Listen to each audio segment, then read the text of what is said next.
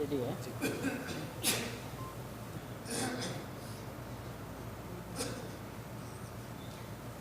السلام علیکم ورحمۃ اللہ وبرکاتہ. إن الحمد لله نحمده ونستعينه ونستغفره ونعوذ بالله من شرور أنفسنا وسيئات أعمالنا.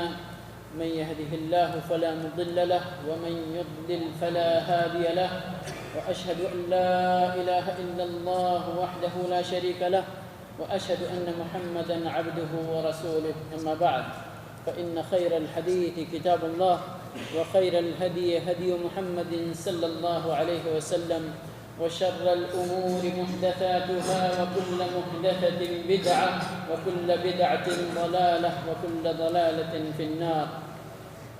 أعوذ بالله السميع العليم من الشيطان الرجيم. بسم الله الرحمن الرحيم. يا أيها الذين آمنوا اتقوا الله حق تقاته ولا تموتن إلا وأنتم مسلمون. وقال تعالى: لقد كان لكم في رسول الله أسوة حسنة لمن كان يرجو الله واليوم الآخر وذكر الله كثيرا. وقال النبي صلى الله عليه وسلم: صلوا كما رأيتموني أصلي. رب زدني علما رب زدني علما رب زدني علما. رب اشرح لي صدري ويسر لي أمري واحلل عقدة من لساني يفقه قولي. رب اشرح لي صدري ويسر لي أمري واحلل عقدة من لساني يفقه قولي. رب اشرح لي صدري ويسر لي أمري واحلل عقدة من لساني يفقه قولي. تمام تعریف اللہ رب العالمین کے لیے لائق و زیبا ہے. بعدہ صلاۃ و سلام نازل ہو آقا انعامدار احمد مجتبیٰ محمد مصطفیٰ صلی اللہ علیہ وسلم پر بیش بہا بے شمار. میرے بھائیوں اور عزیزوں، جیسا کہ آپ لوگوں نے اعلان میں سنا کہ آج کا درس یہ خاص ہے نبی اکرم صلی اللہ علیہ وسلم کے طریقۂ نماز کے سلسلے میں. آپ صلی اللہ علیہ وسلم کس طرح سے نماز ادا فرماتے تھے. اللہ کی توفیق سے انشاءاللہ اس درس میں کوشش کی جائے گی بإذن اللہ تعالی کہ اس کا ایک منظر یا اس کی ایک تصویر آپ کے سامنے پیش کی جا سکے. اور مقصد نبی اکرم صلی اللہ علیہ وسلم کی صلاۃ اور آپ کی نماز کے اس تصویر کشی کا یا اس منظر کو پیش کرنے کا کہ آپ بھی اپنی نماز کو اپنے نبی کی نماز کی طرح بنائیں. اس لیے میرے بھائیوں اور دوستو، دراصل اس دین اسلام کے اندر عقیدے کے بعد لا الہ الا اللہ محمد الرسول اللہ کے بعد عمل میں جو اہمیت نماز کو حاصل ہے وہ کسی اور عبادت کو حاصل نہیں. قیامت کے دن سوال بھی اسی عبادت کے سلسلے میں سب سے پہلے ہوگا. اور نبی اکرم صلی اللہ علیہ وسلم نے ارشاد فرمایا ہے کہ جس کی نماز درست ہوئی اس کے باقی اعمال درست ہوں گے، اور جس کی نماز ہی فاسد ہو گئی، جس کی نماز ہی خراب ہو گئی، جس کی نماز ہی اللہ کی مرضی کے مطابق نہ ہوئی تو باقی اعمال بدرجہ اولا خراب ہونے کے چانسز رہیں گے. اس لیے ایک مسلمان کو ہمیشہ، یہ تو ایک درس ہے یا اس سلسلے کی ایک کڑی ہے جس سلسلے کی ہر مسلمان کو کوشش کرنا چاہیے. اس کا علم حاصل کرے، اس کو سمجھے، اس کو اپنی عملی زندگی میں نافذ کرے اور تطبیق دے.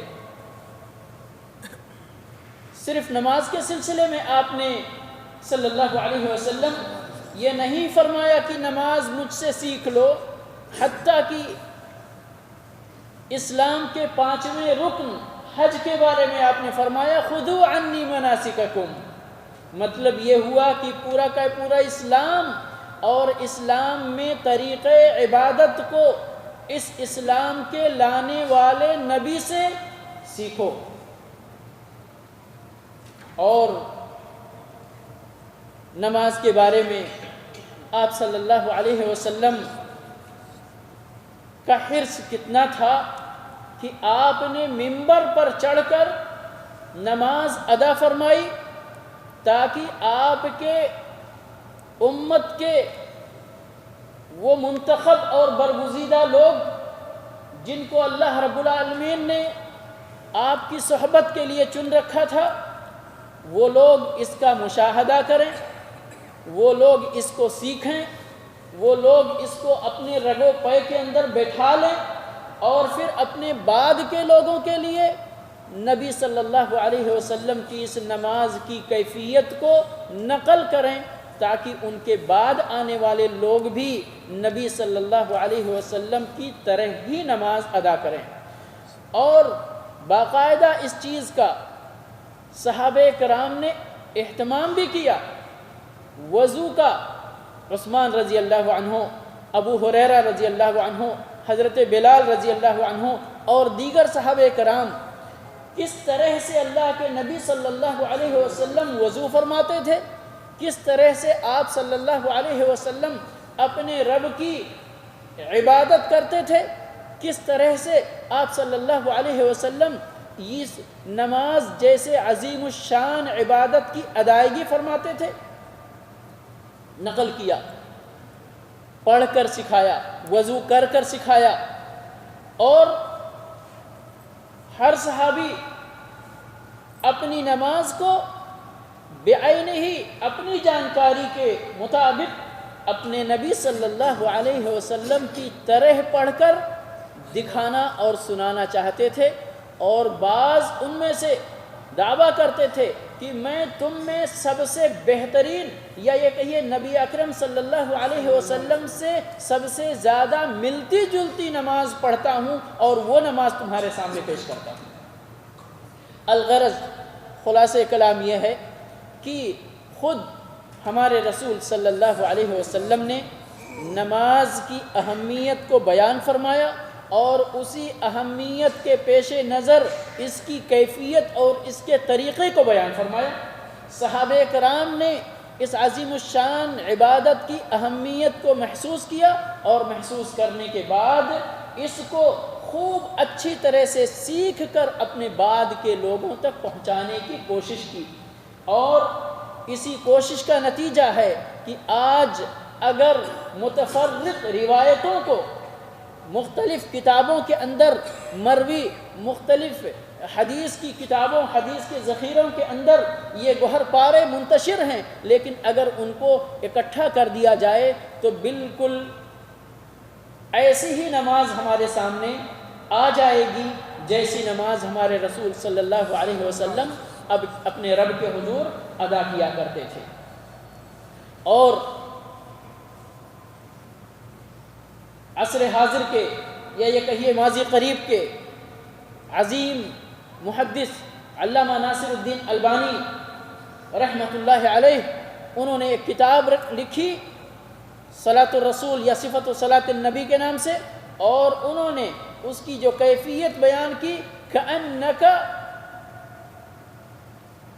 ترا، یعنی جس طرح سے نبی صلی اللہ علیہ، یہ کتاب اسی طرح نبی صلی اللہ علیہ وسلم کی نماز کی کیفیت کو بیان کرتی ہے جس طرح آپ اپنے نبی کو نماز پڑھتے ہوئے دیکھیں کہ آپ اللہ اکبر سے، تکبیر تحریمہ سے لے کر السلام علیکم ورحمۃ اللہ تک کس طرح سے نماز ادا کرتے تھے۔ وہ پوری کیفیت مختلف احادیث کے ذخیروں سے نکال نکال کر بڑی سے بڑی چیز اور چھوٹی سے چھوٹی سنت بھی علامہ نے اس کے اندر ذکر کیا۔ پروردگار سے دعا ہے کہ ان کی محنت کو قبول فرمائے۔ انہوں نے جو کوشش کر کے امت کے سامنے اس عظیم الشان کتاب کو جو رکھا ہے، پروردگار اسے شرف قبولیت سے نوازے اور اسے ان کے لیے ذخیرہ آخرت بنائے۔ میں تمہید میں زیادہ وقت نہ لگا کر انشاءاللہ طریقہ یہ ہے ابھی جو میں گفتگو کرنا چاہتا ہوں کہ نبی صلی اللہ علیہ وسلم نے نماز کے سلسلے میں آپ کے خود عمل کے مطابق یا بعض چیزوں میں آپ صلی اللہ علیہ وسلم کے فرمان سے مدد لیتے ہوئے نماز کی مکمل تصویر ہمارے سامنے کس طرح سے آتی ہے، انشاءاللہ اسی چیز کی کوشش کی جائے گی باذن اللہ تعالی۔ بلیک بورڈ پہ آپ دیکھ رہے ہیں کہ یہاں پر نماز کے سلسلے میں ضروری بنیادی جانکاری، تاکہ وقت ہمارا اس میں زیادہ ضائع نہ ہو، ہم انشاءاللہ اس کی کیفیت کو بیان کرنے میں اپنا وقت لگائیں گے۔ یہ آپ کو انشاءاللہ کیمرے کے ذریعے یا ابھی آپ کے سامنے موجود ہے کہ نماز کی شرائط کیا ہیں۔ نماز کی شرائط کیا ہیں؟ شرائط کا مطلب یہ ہوتا ہے کہ یہ عمل نماز کا حصہ نہیں ہے، لیکن نماز کے لیے ضروری چیزیں ہیں، بغیر ان کے نماز صحیح نہیں ہوگی، بغیر ان چیزوں کے نماز صحیح نہیں ہوگی۔ جیسے کوئی غیر مسلم نماز پڑھے تو قابل قبول نہیں، کوئی پاگل آدمی نماز پڑھے تو صحیح نہیں، اسی طرح کوئی یعنی کم عمر کا بچہ 2 سال کا بچہ نماز پڑھے جس کو ابھی اتنی عقل نہیں آئی ہے کہ میں کیا کر رہا ہوں، تو اس کی بھی نماز کا کوئی اعتبار نہیں۔ اسی طرح کوئی بغیر پاکی حاصل کیے ہوئے اس کے اوپر غسل واجب ہے، وضو واجب ہے، اگر وہ نماز پڑھتا ہے اسی حالت میں تو بغیر اس کے نماز بغیر پاکی کے نماز صحیح نہیں ہوگی۔ اسی طرح سے جس جگہ نماز پڑھتا ہے، جس کپڑے میں نماز پڑھتا ہے، اس جگہ کا پاک ہونا ضروری ہے۔ یہ نماز کے کام نہیں ہے، لیکن نماز سے پہلے بطور تیاری ان کا ہونا ضروری ہے۔ اسی طرح بدن کا پاک صاف ہونا، کپڑے کا پاک صاف ہونا ضروری ہے۔ اسی طرح ستر پوشی، یعنی کہ آپ کا بدن شرعی ستر آپ کے بدن پر ہو کہ جس کی وجہ سے آپ کی نماز صحیح ہو۔ اسی طرح سے بے وقت نماز پڑھیں گے تو نماز صحیح نہیں ہوگی۔ جیسے ظہر کی نماز کا وقت مثال کے طور پر 11:40 پہ ہے، اگر آپ وہ نماز 11:30 پر ادا کرتے ہیں صرف 10 منٹ پہلے، تو وہ نماز آپ کی قابل قبول نہیں ہوگی۔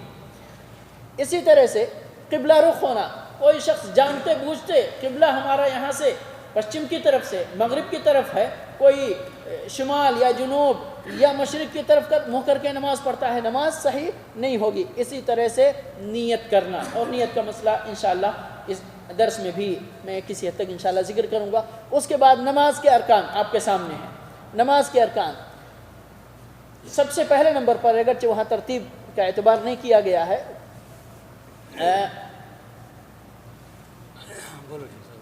جی یعنی قبلہ رخ ہو کر، قبلہ رخ ہونا شرط ہے، لیکن اگر طاقت ہے نماز میں کھڑے ہونے کی تو کھڑے ہونا پہلے نمبر پر۔ اس کے بعد تکبیر تحریمہ، جو پہلی بار نماز میں داخل ہوتے ہوئے اللہ اکبر کہتے ہیں اس کو تکبیر تحریمہ کہتے ہیں۔ وہ قیام بھی طاقت کے ساتھ اور اللہ اکبر کہنا، یہ دونوں رکن ہیں۔ اسی طرح سورہ فاتحہ پڑھنا، رکوع کرنا، رکوع سے اٹھنا یعنی اٹھ کر کھڑے ہونا، رکوع کے بعد سیدھا کھڑا ہونا، ٹھیک ہے۔ اس کے بعد سجدے، یعنی 7 اعضاء پر سجدے کرنا اور سجدے سے اٹھنا اور دونوں سجدوں کے درمیان بیٹھنا، ٹھیک ہے، دونوں سجدوں کے درمیان بیٹھنا۔ اس کے بعد 10ویں نمبر پر ہے تمام افعال میں، یہ بہت ہی اہم رکن ہے میرے بھائیوں، اور اس میں عام طور پر کوتاہی ہوتی ہے۔ عام طور پر یہ جو 10ویں نمبر پہ تمام افعال صلاۃ میں، افعال نماز میں اطمینان اختیار کرنا، اطمینان، کھڑے ہونے بالکل سیدھا کھڑے ہونا، رکوع ہے تو بالکل پیٹھ آپ کی سیدھی ہو، اور ہر یعنی اس وقت آپ بالکل اطمینان کی حالت میں پہنچ جائیں، پھر آپ رکوع سے کھڑے ہوں۔ اسی طرح سجدے کی حالت میں بھی اطمینان، بیٹھنے کی حالت میں اطمینان، ساری چیزوں میں۔ اسی طرح 11ویں نمبر پر آخری تشہد، 2 رکعت کے بعد جو یعنی جن نمازوں میں 2 تشہد ہیں، پہلا تشہد واجب ہے، دوسرا تشہد رکن ہے۔ اسی طرح سے آخری تشہد کے لیے بیٹھنا، نبی اکرم صلی اللہ علیہ وسلم پر درود پڑھنا، اور اس کے بعد دونوں طرف السلام علیکم ورحمۃ اللہ، السلام علیکم ورحمۃ اللہ، سلام پھیرنا، ٹھیک ہے۔ یہ کیا ہو گئے؟ نماز کے ارکان ہیں یہ۔ ارکان کا مطلب یہ ہوتا ہے کہ نماز کے وہ ضروری کام کہ جو چاہے بھول کر چاہے جان بوجھ کر اگر چھوٹ جائے تو جب تک اس کا اعادہ اس کو دہرائیں گے نہیں تب تک وہ نماز صحیح نہیں ہوگی۔ مثال کے طور پر کسی رکعت کے اندر آپ نے 2 سجدے کے بجائے 1 سجدہ کیا، 1 سجدہ آپ کا رہ گیا۔ اب اگر آپ کو بروقت یاد آ جاتا ہے اور دوسرا سجدہ فوراً کر لیتے ہیں تو ٹھیک، نہیں تو اگر دوران نماز آپ کو یاد آتا ہے کہ فلاں رکعت کے اندر ہم نے 1 ہی سجدہ کیا ہے تو پھر اس کا حکم یہ ہے کہ وہ پوری کی پوری رکعت آپ دہرا لیں اور پھر سلام پھیریں۔ نہیں دہرائیں گے تو یہ پوری نماز آپ کی باطل ہو جائے گی، ٹھیک ہے، باطل ہو جائے گی۔ اس کے بعد نمبر ہے نماز کے واجبات کا۔ واجب کا حکم یہ سمجھ لیں کہ واجب ضروری کام تو ہے لیکن اس کی حیثیت رکن جیسی نہیں ہے، اس کی حیثیت رکن جیسی نہیں ہے۔ اگر یہ آپ بھول گئے ہیں تو سجدہ سہو کے ذریعے اس کا تدارک ہو سکتا۔ مثال کے طور پر 2 رکعت کے بعد جو تشہد کیا جاتا ہے وہ تشہد واجب ہے۔ اب آپ بھول کر تیسری رکعت کے لیے کھڑے ہو گئے، اب مغرب کی ہے یا 4 رکعت والی نماز ہے، آپ اس کے بعد جب یعنی آخری تشہد میں بیٹھتے ہیں آپ کو یاد ہے کہ ہم نے پہلا تشہد چھوڑ دیا ہے، کیا کریں؟ سلام سے پہلے یا سلام کے بعد 2 سجدے سہو کر لیں، 2 سجدے سہو کر لیں، تو اس سے کیا ہوگا؟ آپ کی یہ نماز پوری مانی جائے گی۔ جو تشہد آپ کا چھوٹا ہے اس تشہد کی جگہ آپ نے سجدے سہو کر لیا تو اس کا تدارک ہو گیا، اس کی بھرپائی ہو گئی۔ یہ ہے واجب کی تعریف، ٹھیک ہے۔ کیا کیا چیزیں ہیں؟ تکبیر تحریمہ کے علاوہ باقی تکبیرات، یعنی پہلا جو تکبیر ہے اللہ اکبر کہہ کے جس سے نماز میں داخل ہوتے ہیں تو وہ ہے کیا؟ تکبیر تحریمہ، وہ رکن ہے۔ اس کے بعد رکوع جاتے ہوئے، رکوع سے کھڑے ہوتے ہیں تو سمی اللہ لمن حمدہ یا ربنا ولک الحمد کہتے ہیں، سجدہ جاتے ہوئے، سجدے سے اٹھتے ہوئے، دوبارہ سجدہ جاتے ہوئے، سجدے سے پھر اٹھتے ہوئے، یہ سب جو تکبیر کہتے ہیں وہ کیا ہے؟ واجب ہے۔ اگر ان میں سے کوئی تکبیر چھوٹ جاتی ہے تو اس کے لیے سجدے سہو کرنا کافی ہے۔ اسی طرح سے امام اور تنہا نماز پڑھنے والے کے لیے سمی اللہ لمن حمدہ کہنا یہ بھی واجب ہے، اور اسی طرح سے ربنا ولک الحمد کہنا سب کے لیے جو امام ہے جو اکیلے نماز پڑھتا ہے اس کے لیے سمی اللہ لمن حمدہ کے بعد ربنا ولک الحمد اس کو بھی پڑھنا ہے، اور جو مقتدی ہے اس کو شروع ہی سے اس کو سمی اللہ لمن حمدہ نہیں کہنا ہے، اس کو شروع ہی سے ربنا ولک الحمد کہنا ہے، یہ بھی واجب ہے۔ اسی طرح سے حالت رکوع میں کم از کم 1 بار سبحان ربی العظیم کہنا، اور اسی طرح حالت سجود میں کم از کم 1 بار سبحان ربی الاعلیٰ کہنا، ٹھیک ہے، یہ واجب ہے۔ اسی طرح دونوں سجدوں کے درمیان کافی کلمات آئے ہیں دعا کے، لیکن رب اغفر لی کم از کم 1 بار کہنا یہ واجب ہے۔ اس کے بعد اگر ساری روایتوں کو اکٹھا کر دیں تو تقریباً 7 کلمات بنتے ہیں۔ رب اغفر لی بھی کہہ سکتے ہیں اور اللہم اغفر لی بھی کہہ سکتے ہیں۔ اگر صرف رب اغفر لی پہ اکتفا کرنا تو یہی کہنا، نہیں تو اللہم اغفر لی ورحمنی واہدنی وعافنی وارزقنی واجبرنی وارفعنی، یہ 7 کلمات مختلف روایتوں کو حصن المسلم میں یہ دعائیں اکٹھا ذکر کی گئی ہیں۔ اسی طرح سے پہلا تشہد یہ بھی واجب ہے، اور پہلے تشہد کے لیے بیٹھنا، یہ 8 چیزیں یہ واجبات صلاۃ ہیں، واجبات نماز ہیں۔ اسی طرح پھر اس کے بعد سنتوں کا نمبر آتا ہے دعائے استفتاح، ثنا پڑھنا، اور یاد رہے یہاں پر ہمارے بہت سارے بھائی غلطی کرتے ہیں، وہ جس رکعت میں بھی امام کے ساتھ ملتے ہیں وہیں ثنا شروع کر دیتے ہیں، یہ صرف پہلی رکعت کے ساتھ خاص ہے۔ کون سی رکعت میں؟ جب آپ امام کے ساتھ شروع سے نماز میں شامل ہوتے ہیں، اللہ اکبر کہنے کے بعد چاہے سبحانک اللہم پڑھیں اور چاہے اللہم باعد پڑھیں، چاہے انی وجہت وجہیہ پڑھیں، جو بھی ہیں، کئی دعائیں جو آئے ہیں، اور شیخ ابن باز رحمۃ اللہ علیہ نے اس کے لیے کہا کہ ایک پر نہیں، یاد سب رکھیں، کبھی یہ پڑھیں، کبھی یہ پڑھیں، کبھی یہ پڑھیں، تاکہ اللہ کے نبی صلی اللہ علیہ وسلم کی یہ سکھلائی ہوئی اور منقول دعائیں یہ سب عمل میں کبھی نہ کبھی آ جائیں۔ اسی طرح سے قیام کی حالت میں دائیں ہاتھ کو بائیں ہاتھ پر رکھ کر اس کو سینے پر رکھ لینا، یہ کیا ہے؟ رکن بھی نہیں ہے، واجب بھی نہیں ہے، کیا ہے؟ یہ سنت ہے، نماز کی سنتوں میں سے ہے۔ تیسری چیز رفع دین کرنا۔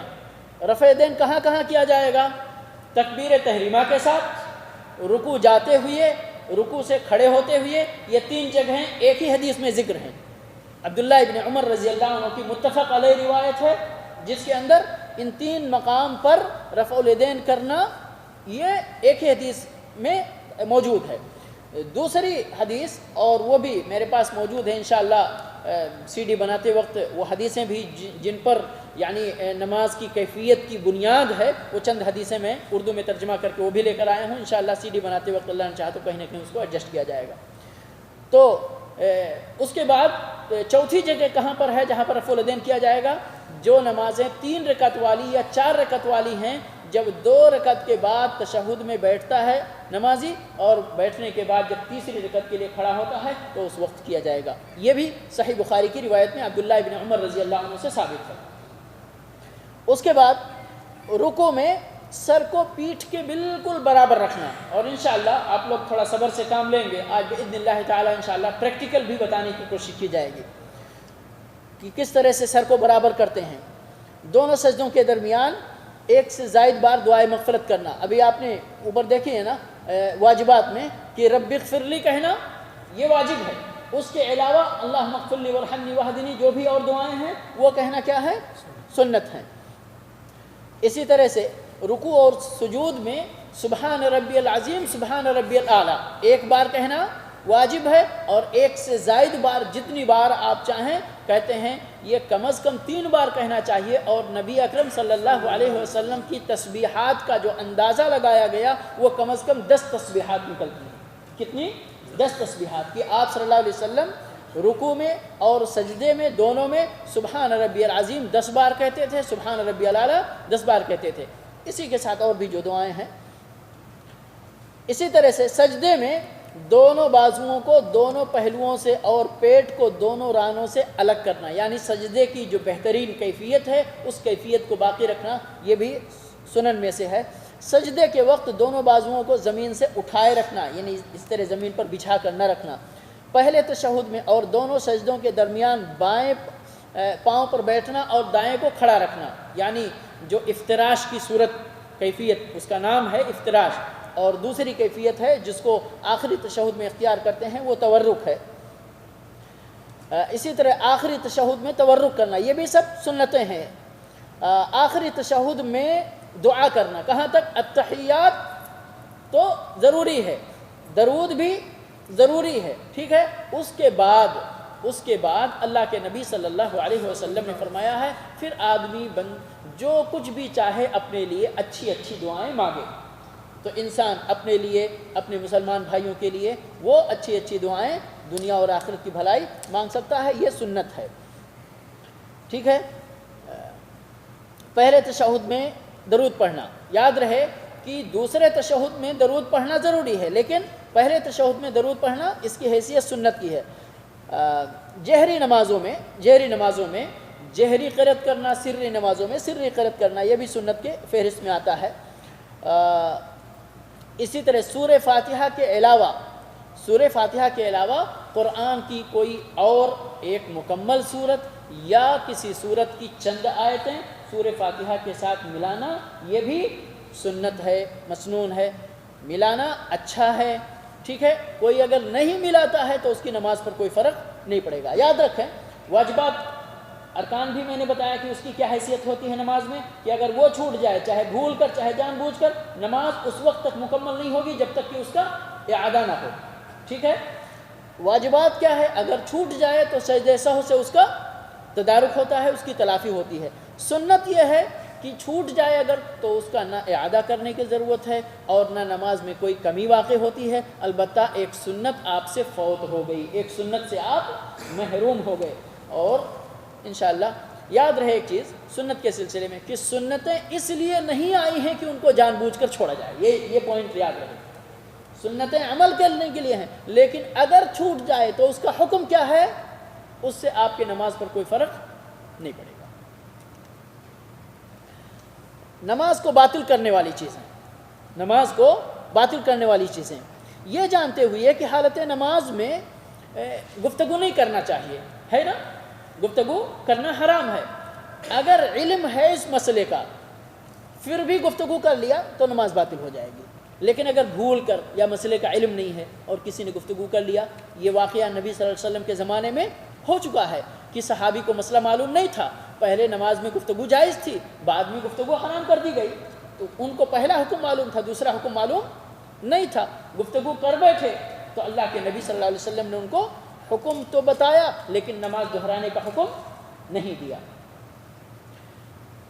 اسی طرح سے نماز میں ہنسنا، کھانا پینا، شرمگاہ یعنی جو ستر ہے ستر کھول دینا، اسی طرح سے قبلہ کے رخ سے اپنا پہلو تبدیل کر لینا۔ آپ قبلہ رخ تھے لیکن کسی وجہ سے بغیر کسی یعنی ایسے اضطراری سبب کے آپ کیا کرتے ہیں، پہلو بدل لیتے ہیں، شمال کی طرف جنوب کی طرف کر لیتے ہیں۔ نماز میں بہت زیادہ غیر ضروری عبث یعنی غیر مفید کام کرنا کچھ لوگوں کی عادت ہوتی ہے، عادت سے مجبور ہوتے، نیت باندھے ہوئے ہیں، ادھر موبائل نکال رہے، جو بھی ہے یعنی بچکانہ حرکتیں، تو عمل کثیر عبث کام جو بھی ہوگا اس سے نماز باطل ہو جائے گی۔ اور اسی طرح سے وضو ٹوٹ جانا، پاکی ختم ہو جانا، ان چیزوں سے کیا ہے، نماز باطل ہو جائے گی۔ ابھی آپ نے یعنی نماز کے سلسلے میں شرائط جو گویا کہ نماز کے لیے تیاری کے مترادف ہے، اس کے بعد نماز کے ارکان، نماز کے واجبات، نماز کی سنتیں اور نماز کو باطل کرنے والی چیزیں واضح ہیں، اس میں کوئی سوال ہے؟ ابھی اس کو تطبیق کیسے دیا جائے؟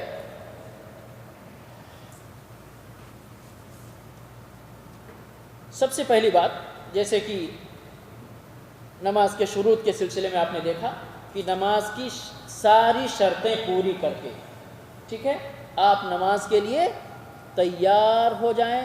آخری شرط گویا کہ نماز کے لیے کہ آپ قبلہ رخ ہو کر کھڑے اور کھڑے ہو کر نیت کریں۔ کیسے؟ نیت تو آپ کی ہے، ٹھیک ہے، نیت کی وجہ سے آپ نے پوری نماز کی تیاری کی، لیکن ابھی آپ اللہ اکبر کہنے جا رہے ہیں یعنی نماز میں داخل ہونے جا رہے ہیں، اس وقت اپنے عزم کو ریفریش کرنا ہے۔ نیت کا مطلب کیا ہوتا ہے؟ عزم کسی چیز کا، ارادہ کسی چیز کا۔ ارادہ تو بنیادی طور پر ہے، جبھی تو آپ گھر سے نکل کر مسجد تک آئے، لیکن اس کو کیا کرنا ہے؟ ابھی ریفریش کرنا، گویا کہ اللہ کے سامنے ایک ابھی یعنی کون سی نماز آپ پڑھنے جا رہے، ٹھیک ہے، ظہر ہے تو ظہر کی نیت دل میں آپ کے، میں ظہر کی نماز پڑھنے جا رہا ہوں، ہے کہ نا، پانچوں نمازیں ہیں، فرق ہے نا سب میں، تو نیت کا مطلب یہی ہے کہ آپ دل سے جو نماز پڑھنے جا رہے ہیں اس نماز کا عزم کریں۔ اور دراصل میرے بھائی اور دوستو، انما الاعمال بالنیات حدیث جس سے کہ ہر عمل کے لیے نیت شرط ہے، سمجھ گئے کہ نہیں، وہ مسئلہ مستنبط ہوتا ہے، اس حدیث کو سمجھنا بہت ضروری ہے۔ اس کے اندر دراصل یہ نہیں بتایا گیا، اور نیت کے سلسلے میں تفصیل سے گفتگو کر چکا ہوں، اس لیے وہ تفصیل دہرانے کی ضرورت نہیں، صرف میں اتنا بتا رہا ہوں کہ وہ یعنی جو ہم اپنی زبان سے اپنے ملکوں میں بطور رسم و رواج کرتے چلے آئے ہیں، وہ نہیں مقصد ہے۔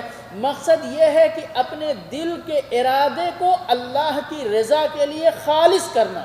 انما الاعمال بالنیات، حدیث کا آگے کا ٹکڑا اس بات کی بڑی کھلی وضاحت کرتا ہے، اس لیے کہ اللہ کے نبی صلی اللہ علیہ وسلم نے فرمایا کہ جس کی ہجرت اللہ کے لیے ہے، اس کے رسول کے لیے ہے، تو اس کی ہجرت کا اس کو اللہ اور اس کے رسول صلی اللہ علیہ وسلم کے لیے ہجرت کرنے کا ثواب ملے گا۔ لیکن فمن كانت ہجرته لدنیا يصيبها او امرأة، بعض روایتوں میں ينكحها ہے، بعض روایتوں میں يتزوجها ہے، ٹھیک ہے، کہ جو شخص دنیا کے لیے ہجرت کرتا ہے، کسی عورت کے لیے ہجرت کرتا ہے، فَهِجْرَتُهُ إِلَى مَا هَاجَرَ إِلَيْهِ، تو اس کی ہجرت اس کے نیت کے مطابق ہوگی، یعنی اس کو اللہ کے ہاں سے کوئی ثواب نہیں ہوگا۔ سمجھ گئے؟ تو نیت کا مطلب یہاں کیا ہے؟ نیت کو آپ کے دل کے اندر دکھاوا نہیں، آپ کے دل کے اندر نمود نہیں، آپ کے دل کے اندر دنیا طلبی نہیں، آپ کے دل کے اندر میں یہ نماز پڑھ رہا ہوں تاکہ میرا رب مجھ سے راضی ہو جائے، یہ ظہر کی نماز ہے، اللہ نے ہم پر اس کو فرض کیا ہے، یہ میں ادائیگی کرنے کے لیے اب مستعد کھڑا ہوں۔ یہ ہے نیت۔ زبان سے کچھ بھی کہنے کی ضرورت نہیں ہے، بلکہ زبان سے نیت کے الفاظ ادا کرنا یہ بدعت ہے میرے بھائیو دوستو۔ آپ پورا یعنی نبی کریم صلی اللہ علیہ وسلم کی پوری سیرت اور آپ صلی اللہ علیہ وسلم سے منقول پوری احادیث کا ذخیرہ آپ کھنگال ڈالیے، کہیں بھی آپ کو زبان سے نیت کرنے کے الفاظ نہیں ملیں گے۔ پھر کیوں ہم کرتے ہیں زبان سے؟ یہ نہ کہیں کہ ہو سکتا ہے بھول گئے ہوں صحابہ کرام نے یہ دعائے ثنا جو ابھی ہم نے کہی نا، دعائے ثنا نبی صلی اللہ علیہ وسلم نے بتایا نہیں تھا۔ نبی صلی اللہ علیہ وسلم اللہ اکبر کہہ کے تھوڑی دیر کھڑے رہتے تھے، پھر آپ الحمدللہ شروع کرتے تھے۔ صحابہ کرام کو نبی صلی اللہ علیہ وسلم کی نماز کی کیفیت کو جاننے کا اتنا تجسس تھا کہ یہ تھوڑی دیر آپ کا خاموش رہنا بھی ان سے صبر نہیں ہوا۔ پوچھا تھوڑی دیر آپ خاموش رہتے ہیں اس میں کیا کرتے ہیں؟ یعنی اس میں بھی جو آپ کرتے ہیں ہم کو کرنا چاہیے، ہم کو سیکھنا چاہیے، ہم کو اپنے بعد کے بھائیوں کے لیے ہم کو اسے پہنچانا چاہیے۔ تو جن صحابہ کرام نے اتنی گہرائی سے اپنے نبی کی نماز کا مطالعہ کیا، تو کیا وہ لوگ نبی اپنی زبان سے نیت کے الفاظ ادا فرماتے اور اتنے سارے کے سارے صحابہ کرام اس سے غفلت برتتے، اسے فراموش کر دیتے؟ ممکن نہیں ہے میرے بھائی اور دوستو، ممکن نہیں ہے۔ تو جب نبی نے نہیں زبان سے ادا کیا نیت کے الفاظ، صحابہ کرام نے نہیں ادا کیا، تو ہم کو یہ جواز کہاں سے ملتا ہے کہ ہم یہ نیت کے الفاظ اختیار کریں؟ اس لیے دل سے نیت کرنا اور اس کے بعد اللہ اکبر کہنا۔ اللہ اکبر، حدیث بہت مشہور ہے کہ مفتاح الصلاۃ الطہور، نماز کی چابی کیا ہے؟ پاکی حاصل کرنا ہے۔ وَتَحْرِيمُهَا التَّكْبِيرُ، اور نماز میں داخل ہو کر باقی کاموں کو اپنے اوپر حرام کر لینا اللہ اکبر کے ذریعے ہوتا ہے۔ کس کے ذریعے؟ اللہ اکبر کے ذریعے۔ تو اللہ اکبر ہی کہنا ہے۔ اللہ یعنی کسی کو the God is great یا خدا بزرگ پرست یا اللہ بہت بڑا ہے کام نہیں چلے گا۔ کیا کہنا؟ اللہ اکبر کہنا۔ یہ تکبیر، تسبیح، تحلیل، حوقلہ، یہ اصطلاحی کلمات ہیں، اصطلاحی کلمات ہیں۔ جب یہ بولے جاتے ہیں تو ان کا وہی جملہ ان سے مراد لیا جاتا ہے جس جملے کے لیے ان کو استعمال کیا جاتا ہے۔ تسبیح کا مطلب سبحان اللہ، تکبیر کا مطلب اللہ اکبر، تحمید کا مطلب الحمدللہ۔ سمجھ رہے ہیں؟ تو یہ یعنی ایک طرح سے لغوی اصطلاحات ہیں یہ۔ تو اللہ اکبر کہنا یہ گویا کہ نماز شروع کرنے کا، نماز کا سب سے پہلا کام ہے۔ اس کے بعد دعائے ثنا پڑھنا، دعائے ثنا پڑھنا سنت ہے، پہلی رکعت کے ساتھ خاص ہے، پہلی رکعت کے ساتھ خاص ہے۔ اب دعائے ثنا کیا ہے؟ اللہم باعد سبحانک اللہم، یعنی یہ میں دعائیں پوری کی پوری نہ پڑھ کر وقت بچا رہا ہوں۔ حصن المسلم کے اندر، حصن المسلم دعا کی اردو زبان میں بھی اس کا ترجمہ ہے، ہندی میں بھی ترجمہ ہے، انگلش میں بھی ترجمہ ہے، بنگلہ میں بھی ترجمہ ہے، غالباً تیلگو میں بھی، پشتو میں بھی، ہر زندہ زبانوں میں اس چھوٹی سی کتاب کا ترجمہ ہو چکا ہے۔ اس سے آپ مدد لے سکتے ہیں کہ اب یہاں دعائے ثنا جن کو نہیں آتی وہ وہاں پر جا کر سیکھ سکتے ہیں۔ اس کے بعد اعوذ باللہ من الشیطان الرجیم اور بسم اللہ الرحمن الرحیم، ان دونوں جملوں کو آہستہ ادا کرنا، چاہے نماز جہری ہو اور چاہے نماز سری ہو، چاہے امام ہو یا اکیلے نماز پڑھنے والا ہو، چاہے مقتدی ہو، سب کو کیا کرنا ہے؟ اعوذ باللہ اور بسم اللہ، یہ آہستہ آواز میں پڑھنا ہے، لیکن پڑھنا ہے۔ بعض روایتوں میں اس طرح کا ذکر ملتا ہے کہ نبی صلی اللہ علیہ وسلم الحمدللہ سے قرأت کا آغاز کرتے تھے، لیکن بعض روایتوں میں اعوذ باللہ بسم اللہ کا ذکر ملتا ہے۔ تو علماء نے کہا کہ جن میں یہ ذکر ہے کہ آپ الحمدللہ سے قرأت کا آغاز کرتے تھے، اس کا مطلب یہ ہے کہ آپ الحمدللہ زور سے پڑھتے تھے، اس سے پہلے اعوذ باللہ بسم اللہ آہستہ آواز میں آپ کہہ چکے ہوتے تھے۔ اس لیے ہمیں بھی کیا کرنا چاہیے؟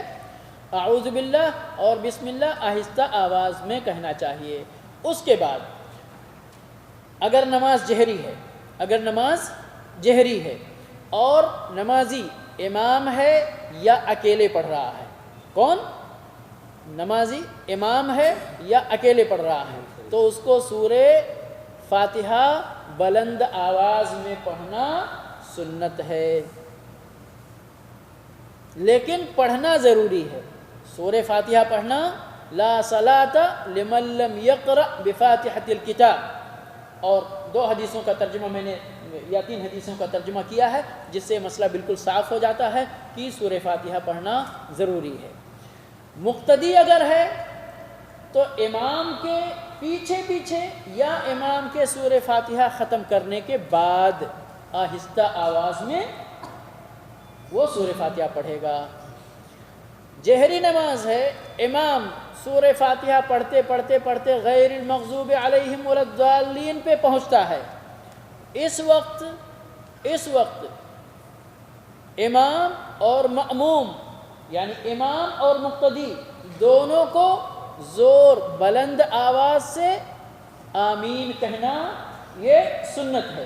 یاد رہے یہاں پر میں نے تقریباً 15 نکات یعنی نماز کی سنتوں میں ذکر کیا ہے، لیکن کچھ اور سنتیں بھی ہیں جو اس سے زیادہ ہیں، یعنی چھوٹی چھوٹی اور سنتیں ہیں، وہ سب کے سب یعنی ادھر آپ ارکان چھانٹ دیں، واجبات چھانٹ دیں، اس کے بعد جو بچتی ہیں وہ سنتیں ہیں، اس میں ذکر نہیں ہے تو بھی وہ سنتوں کے لسٹ میں آئیں۔ تو زور سے بلند آواز سے آمین کہنا، اور اس کی بڑی فضیلت ہے۔ اللہ کے نبی صلی اللہ علیہ وسلم نے فرمایا ہے کہ جب غیر المغضوب علیہم ولا الضالین پر پہنچو تو آمین کہو، جس کی آمین فرشتے بھی اس وقت آمین کہتے ہیں، جس کی آمین فرشتوں کے آمین سے یعنی مطابق ہو جائے تو اس کی مغفرت کر دی جاتی ہے۔ سورہ فاتحہ ختم ہو گیا۔ اب اگر نماز جہری ہے تو امام باقی قرأت بھی جہری کرے گا، ٹھیک ہے؟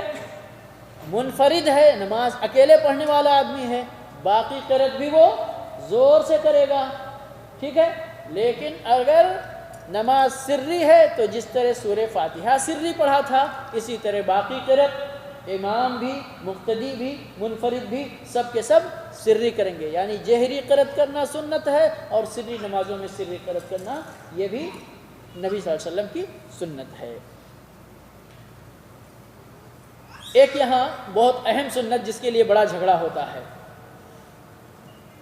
وہ اللہ اکبر کہنے کے ساتھ ساتھ رفع الیدین کرنا، دونوں ہاتھوں کو کندھوں تک اٹھانا۔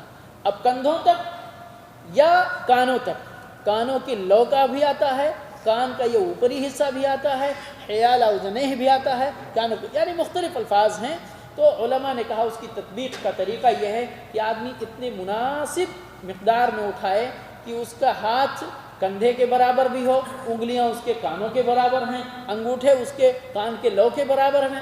سبھی حدیثوں پہ عمل ہو جاتا ہے، سبھی حدیثوں پہ عمل ہو جاتا ہے۔ نہیں تو اگر کبھی تھوڑا نیچے اٹھایا کہ کندھوں کے برابر ہی پہنچے، کبھی تھوڑا زیادہ اٹھا لیا کہ کان کے برابر پہنچ گئے، تو انشاءاللہ یہ مختلف حالات کی مختلف یعنی صورتوں پر یہ ساری شکلیں انشاءاللہ جواز کی شکلیں ہیں۔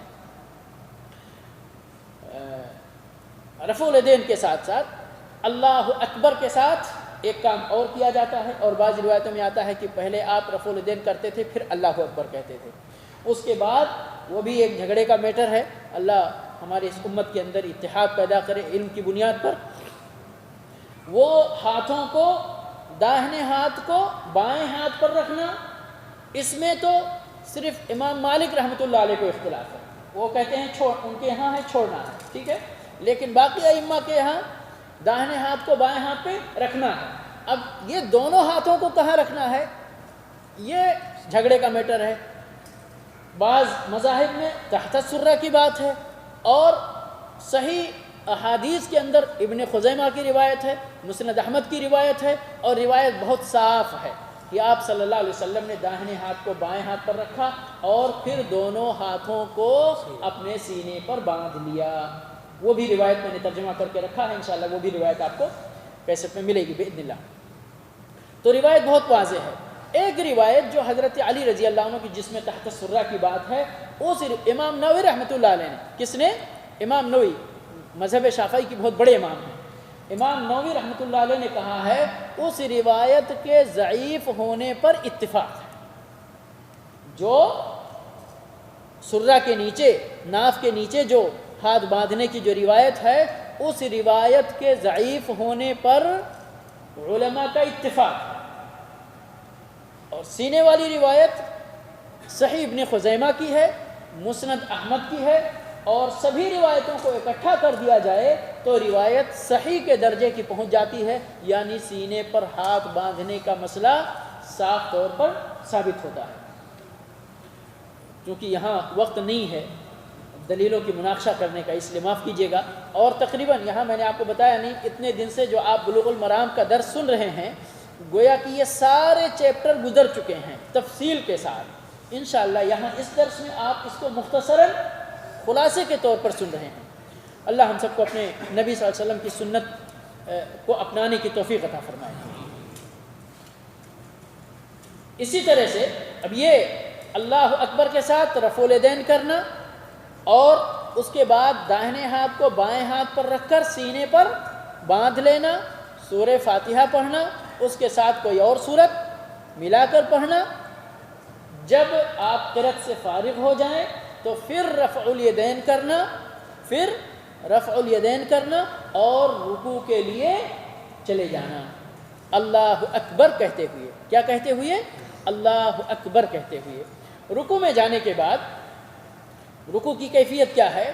کیفیت پہلے نمبر پہ ہاتھ اس کو اپنے گھٹنوں پر رکھنا ہے، اور اس طرح رکھنا کہ انگلیاں کھلی ہوئی ہوں، اور شکل اس کی یہ ہو کہ گویا کہ آپ اپنے گھٹنے کو پکڑے ہوئے ہیں، مضبوطی کے ساتھ اس پر رکھیں. ہاتھ کی کیفیت کیا ہو کہ ہاتھ بالکل سیدھا ہو، دونوں ہاتھ گھٹنے پر رکھے ہوں، ہاتھ بالکل سیدھا ہو. پیٹھ کی کیفیت کیا ہو؟ پیٹھ بالکل سیدھی ہو اور سر نہ نیچے ہو نہ اوپر ہو، پیٹھ کے برابری میں ہو. ٹھیک ہے؟ نگاہ آپ کی پوری نماز میں سجدے کی جگہ، قیام میں بھی اور رکوع میں بھی اور بیٹھنے میں بھی. صرف تشہد کے بارے میں جہاں پر انگلیوں کو حرکت دینے کی بات آتی ہے، وہاں پر کچھ روایتوں میں اشارہ موجود ہے کہ آپ صلی اللہ علیہ وسلم انگلیوں پہ نظر رکھتے تھے. اس استثناء کے علاوہ باقی پوری نماز میں سجدے کی جگہ پہ نگاہ رکھنی ہے. آپ پہنچ گئے، اس کیفیت میں آپ نے رکوع کر لیا. دعا کیا پڑھنا ہے؟ سبحان ربی العظیم. ایک بار پڑھنا واجب ہے، اس سے زیادہ جتنا آپ پڑھیں اتنا آپ کے لیے سنت ہے. 3 بار کہتے ہیں ادنی الکمال ہے، یعنی آپ کو اگر اپنی نماز کامل طریقے سے پڑھنا ہے تو 3 بار کم از کم تسبیح بیان کرنا ہے، اس سے زیادہ جتنا ہو جائے. ہو گیا. اس کے بعد پھر امام اور منفرد، یاد رکھیں امام اور منفرد کا مطلب معنی سمجھنے، اکیلے نماز پڑھنے والا، تاکہ یہ لفظ میں بار بار استعمال کروں گا تو منفرد کا مطلب تنہا نماز پڑھنے والا. امام اور منفرد سمع اللہ لمن حمیدہ کہتے ہوئے رکوع سے سر اٹھائیں گے، رفع الیدین کریں گے. مقتدی کیا کہے گا؟ اسی وقت رکوع سے سر اٹھاتے وقت ہی ربنا ولک الحمد کہے گا. ربنا ولک الحمد مختلف، اللہم ربنا لک الحمد، اللہم ربنا ولک الحمد، اللہم ربنا ولک الحمد، ربنا لک الحمد، واو کے یعنی اضافے اور اس کے نقصان کے ساتھ کئی صیغے آئے ہیں، سبھی جائز ہیں انشاءاللہ، کوئی حرج نہیں ہے. کھڑے ہو گئے، سیدھا رفع الیدین کر لیا. اب یہاں اس وقت داہنے ہاتھ کو بائیں ہاتھ پر رکھ کر سینے پر باندھنے کے سلسلے میں علماء کے درمیان اختلاف ہے، لیکن میں اسی درس میں اسی جگہ یہاں ثابت کر چکا ہوں کہ روایتیں یعنی اسی طرف اشارہ کرتی ہیں کہ باندھنا چاہیے، ہاتھ سینے پر رکھنا چاہیے. لیکن اگر کسی کو دلیل اس کے نزدیک واضح نہیں ہوتی ہے اور نہیں ہاتھ باندھتا ہے تو یہ آپ کو پہلے بتا چکے ہیں، ہاتھ باندھنا بنیادی طور پر سنت ہے، اس کو اگر سمجھ میں آ جائے تو چھوڑنا نہیں چاہیے، لیکن اگر کوئی چھوڑ دیتا ہے تو اس سے نماز میں کوئی کمی نہیں ہوگی۔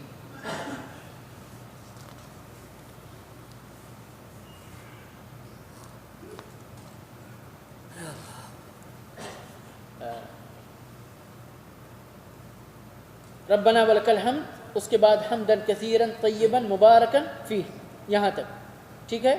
اس کے علاوہ بھی اور دعائیں آتی ہیں، وہ بھی چاہیں تو اس کے ساتھ ملا کر پڑھ سکتے ہیں، ٹھیک ہے۔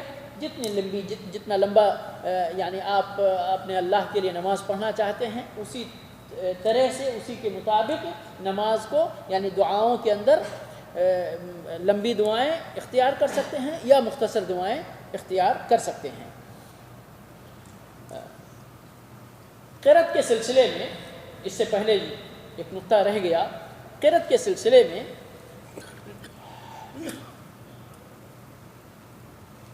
فجر کی نماز میں طوال مفصل کہتے ہیں، طوال مفصل یہ سورہ حجرات سے لے کر سورہ نبا تک کہتے ہیں فجر میں یہ بڑی صورتیں پڑھنی چاہیے۔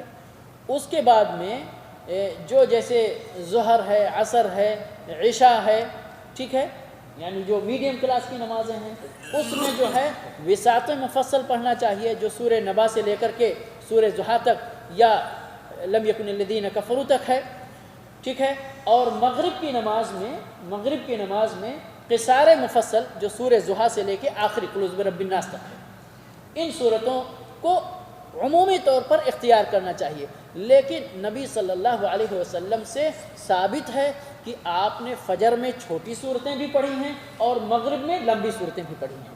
تو کبھی کبھار نبی صلی اللہ علیہ وسلم کی سنت کو اپناتے ہوئے اگر اس عادت کے یا اس عمومی سنت کے برخلاف کر لیتے ہیں تو کوئی حرج نہیں ہے، بلکہ کبھی کبھی ایسا کرنا سنت ہے۔ ظہر کی نمازوں میں تیسری اور چوتھی رکعت میں بھی اگر کوئی بندہ چاہے تو کبھی کبھی کچھ نہ کچھ چھوٹی صورتیں ملا کر پڑھ سکتا ہے۔ نبی صلی اللہ علیہ وسلم کے سلسلے میں صحابہ کرام نے آپ کے قیام کی صورت میں جو قیام کے وقت کا جو اندازہ لگایا، تو اندازے والی حدیث میں یہ چیز ثابت ہے کہ تیسری اور چوتھی رکعت میں بھی صحابہ کرام نے جو اندازہ لگایا وہ سورہ فاتحہ کے ساتھ کچھ نہ کچھ پڑھنے کا وقت اس میں موجود تھا۔ تو اس لیے یعنی علماء نے کہا ہے کہ اگر کوئی شخص کچھ چاہے پڑھنا تو اس میں پڑھ سکتا ہے۔ یہ قرأت کے سلسلے میں بات ہوئی۔ اس کے بعد ابھی حالت یعنی رکوع کے بعد نمازی کھڑا ہے گویا کہ وہاں تک ہماری گفتگو پہنچی ہے۔ اب کیا کرنا ہے؟ اس کو سجدے کی حالت میں جانا ہے۔ یہاں بغیر رفع الیدین کے اللہ اکبر کہتے ہوئے، کیا کہتے ہوئے؟ اللہ اکبر کہتے ہوئے سب لوگ، چاہے امام ہے، چاہے مقتدی ہے، چاہے منفرد ہے، سب کو کیا کہنا ہے؟ ایک ہی چیز، اللہ اکبر کہتے ہوئے سجدے کی حالت میں جانا ہے۔ اب سجدے کی حالت میں ایک اختلافی نقطہ یہاں پر، پہلے ہاتھ رکھنا ہے یا پہلے گھٹنا رکھنا ہے؟ پہلے ہاتھ رکھنا ہے یا پہلے گھٹنا رکھنا ہے؟ دونوں طرح کی روایتیں موجود ہیں، دونوں طرح کی روایتیں موجود ہیں۔ وَلْيَدَعْ يَدَيْهِ قَبْلَ رُكْبَتَيْهِ جو اونٹ کی طرح بیٹھنے والی روایت کا لفظ ہے، اور اسی طرح سے صحابہ کرام نے یعنی نبی صلی اللہ علیہ وسلم کے بیٹھنے کا طریقہ جہاں پر بیان کیا کہ آپ نے پہلے گھٹنا رکھا بعد میں ہاتھ رکھا، تو دونوں طرح کی حدیث ہیں۔ لیکن جو مشاہدہ راوی نے بیان کیا ہے کہ آپ نے پہلے گھٹنا رکھا اور پھر آپ نے ہاتھ رکھا، یہ آپ کا کون سا عمل ہے؟ کون سی حدیث ہے؟ فعلی حدیث ہے۔ کون سی حدیث ہے؟ فعلی حدیث ہے، یعنی آپ کا عمل ہے اس طرح سے۔ اور جس میں پہلے ہاتھ رکھنے کا ذکر ہے، بعد میں گھٹنا رکھنے کا ذکر ہے، اور تشبیہ دی گئی ہے کہ جب تم میں کوئی آدمی سجدے میں جائے بیٹھے تو کس طرح بیٹھو؟ اونٹ کی طرح نہ بیٹھو، بلکہ پہلے ہاتھ رکھو اور بعد میں گھٹنا رکھو، بعد میں گھٹنا رکھو۔ یہ کیا ہے؟ یہ قولی حدیث ہے، یہ قولی حدیث ہے، اور حدیثیں دونوں صحیح ہیں، بعض علماء نے کہا کہ یعنی دونوں حدیثیں ہیں، دونوں میں ٹکراؤ ہے، تو اس کا مطلب اضطراب ہے، لیکن حقیقت میں انشاءاللہ اضطراب اس کو نہیں کہنا چاہیے، اس کو مختلف حالت پر محمول کرنا چاہیے کہ نبی صلی اللہ علیہ وسلم کا اپنا عمل یہ ہے اور آپ صلی اللہ علیہ وسلم کی قولی حدیث یہ ہے، تو دونوں صورتیں، دونوں حدیثوں پر عمل کرتے ہوئے دونوں صورتوں پر عمل کر سکتے ہیں، دونوں جائز ہیں انشاءاللہ۔ لیکن علماء کا ایک اصول ہے کہ جہاں قولی اور فعلی حدیث میں بظاہر ٹکراؤ نظر آئے تو وہاں پر قولی حدیث کو ترجیح دینا زیادہ مناسب ہے، یعنی آپ کے اپنے عمل کے لیے کوئی سبب ہو سکتا ہے، کوئی عذر ہو سکتا ہے، کوئی بھی وجہ ہو سکتی ہے، لیکن آپ اپنی امت کو جب گائیڈ کر رہے ہیں، اپنی امت کو جب کسی چیز کی رہنمائی کر رہے ہیں، کوئی حدیث فرما رہے، تو اس میں ممکن نہیں ہے کہ آپ سے وہاں پر پھر وہی مقصود ہوگا جو آپ صلی اللہ علیہ وسلم کی زبان مبارک سے نکل رہا ہے۔ رہی بات اونٹ کی مشابہت کی، تو جن لوگوں نے دیکھا ہے اور اپنا مشاہدہ بیان کیا ہے، دراصل وہ صرف اونٹ کی بات نہیں ہے بلکہ سارے جانوروں کی بات ہے، سارے جانوروں کی بات ہے کہ ہمارے جو ہاتھ کی شکل ہوتی ہے نا، وہ شکل ان کے پیچھے پیروں کی ہوتی ہے، اور جو ہمارے گھٹنے کی شکل ہوتی ہے وہ شکل ان کے آگے کے پیروں کی ہوتی ہے، اور جب وہ بیٹھنا چاہتے ہیں تو پہلے آگے کا پیر موڑ کر گھٹنا رکھتے ہیں اور بعد میں پھر پیچھے کا پیر موڑتے رکھتے ہیں۔ تو اس لیے علماء نے کہا کہ نہیں، اس کیفیت سے مشابہت سے آپ صلی اللہ علیہ وسلم نے منع فرمایا، اس کا مطلب یہ ہے کہ پہلے ہم کو ہاتھ رکھنا ہے اور بعد میں گھٹنا رکھنا ہے، جانور کی طرح پہلے گھٹنا نہیں رکھنا، پہلے ہاتھ رکھنا۔ واللہ تعالی عالم، دونوں صورتیں انشاءاللہ جائز ہوں گی۔ اس میں ایک چیز واللہ عالم یعنی میرا ایک طرح سے خاص تجزیہ ہے کہ انسان کو ان حدیثوں کی بنیاد پر بہت زیادہ ایک منفرد شکل اختیار نہیں کرنا چاہیے کہ اگر پیر پر ہی یعنی گھٹنے ہی پہلے رکھنے ہیں تو ایسا نہیں کہ پورا بدن اکڑ کر ایک دم سیدھا پہلے پیر ٹیک دو پھر اس کے بعد بدن کو جھکاؤ، یا پہلے اگر آپ کو ہاتھ ہی رکھنا ہے تو پورا کمر کو اپنے ٹائٹ رکھو، ہاتھ رکھو، اس کے بعد پھر پیر رکھو، نہیں، ہاتھ اور پیر جس طرح انسان بیٹھتا ہے قریب قریب بیٹھنے کی شکل دونوں، یعنی آپ جاؤ جب نیچے کی طرف جھکو تو آپ کا گھٹنا اور ہاتھ رکھنے کی کیفیت میں بہت زیادہ یعنی گیپ نہیں ہونا چاہیے، قریب قریب، یعنی آپ لگ بھگ ایک انسان جس طرح بیٹھتا ہے بیٹھ گیا، پہلے ہاتھ رکھا یا پہلے گھٹنا رکھا، یہ جو ہے الگ مسئلہ ہے، لیکن دونوں بہت قریب قریب ہونا چاہیے تاکہ اس میں جانور کی شکل بنے ہی نہ، حتیٰ گھٹنے بھی رکھنے کی شکل میں جانور کے بیٹھنے کی شکل نہیں بنے گی۔ جب آپ ہاتھ اور پیر دونوں ساتھ ساتھ لے کر جائیں گے، پہلے گھٹنا ہی رکھیں گے اس کے بعد ہاتھ ٹیکیں گے، تب بھی انشاءاللہ وہ شکل نہیں بنے گی۔ جو بھی آپ ہاتھ پہلے رکھتے ہیں یا پیر پہلے رکھتے ہیں، رکھنے کے بعد سجدے کی کیفیت کیا ہے؟ اللہ کے نبی صلی اللہ علیہ وسلم ارشاد فرماتے ہیں کہ امرت ان اسجد علی سبعۃ اعظم، مجھے 7 اعضاء پر سجدہ کرنے کا حکم دیا گیا ہے، یعنی اللہ کی طرف سے حکم ہے۔ اب وہ 7 اعضاء کیا ہیں؟ آپ نے اشارہ فرمایا الجبہہ، زبان سے آپ نے جبہہ کا لفظ ادا کیا اور اشارہ ناک کی طرف بھی کیا، یعنی جبہہ میں ناک اور پیشانی دونوں شامل ہیں، اور اس کی تعداد 1 ہوتی ہے، دونوں ملا کر 1۔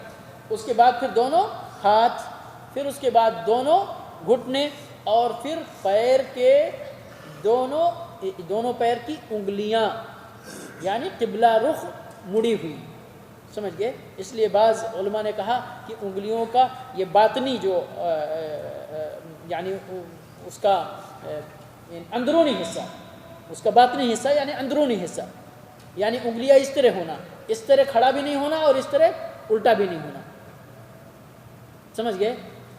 انگلیاں کیسے ہونا؟ قبلہ کی رخ مڑی ہوئی انگلیاں ہونا سجدے کی حالت میں، ٹھیک ہے؟ پیشانی اور ناک، دونوں ہاتھ، دونوں گھٹنے اور دونوں پیر کی انگلیاں قبلہ کی طرف مڑی ہوئی۔ اور کیفیت کیا ہونی چاہیے؟ یہ ہمارے دونوں ہاتھ اس طرح رکھنے چاہیے کہ چہرہ ان دونوں ہاتھوں کے بیچ میں ہو، یا تھوڑا سا پہلے اس حیثیت سے کہ آپ کے دونوں کندھے کے جسٹ نیچے آپ کا دونوں ہاتھ ہو. دونوں کیفیتیں انشاءاللہ جائز ہیں. کندھے کے جسٹ نیچے یا تھوڑا آگے، اس حیثیت سے کہ چہرہ آپ کا دونوں آپ کے ہاتھوں کے بیچ میں ہو. یہ ہو گئی کیفیت ہاتھ رکھنے کی. پنجہ کیسا ہو؟ یاد رہے آپ کو رکوع میں کیسے بتایا، پنجہ کھلا ہونا چاہیے، پنجہ کھلا ہونا چاہیے، انگلیاں کھلی ہونی چاہیے. سجدے کی حالت میں انگلیاں بند ہونی چاہیے، سجدے کی حالت میں انگلیاں بند ہونی چاہیے. ٹھیک ہے. اور قبلے کی طرف ان کا رخ ہونا چاہیے. یہ ان کو کتے کی طرح یا درندوں کی طرح بچھا کر نہیں رکھنا چاہیے. اللہ کے نبی صلی اللہ علیہ وسلم نے منع فرمایا ہے، کھڑے کر کے رکھنا چاہیے. اب کھڑے کرتے ہیں تو کھڑے کرنے کا ایک طریقہ یہ ہے کہ کھڑے کر کے بغل سے چپکا لے، یہ بھی چپکانا بھی نہیں ہے. اللہ کے نبی صلی اللہ علیہ وسلم جب سجدہ کرتے تھے تو آپ کی یہ بغل کی سفیدی دکھائی دیتی تھی. لیکن یہ اس صورت میں ممکن ہے جب آپ امام ہوں یا اکیلے نماز پڑھ رہے ہیں. اگر آپ صف بندی میں ہیں، صف میں ہیں، تو اگر آپ اس طرح سے زبردستی کرتے ہیں تو آپ کے بغل والے کو تکلیف ہوتی ہے. یہ کیا ہے؟ سنت ہے. سنت پر عمل کرنے کے لیے بغل والے کو تکلیف نہیں دینا. ٹھیک ہے.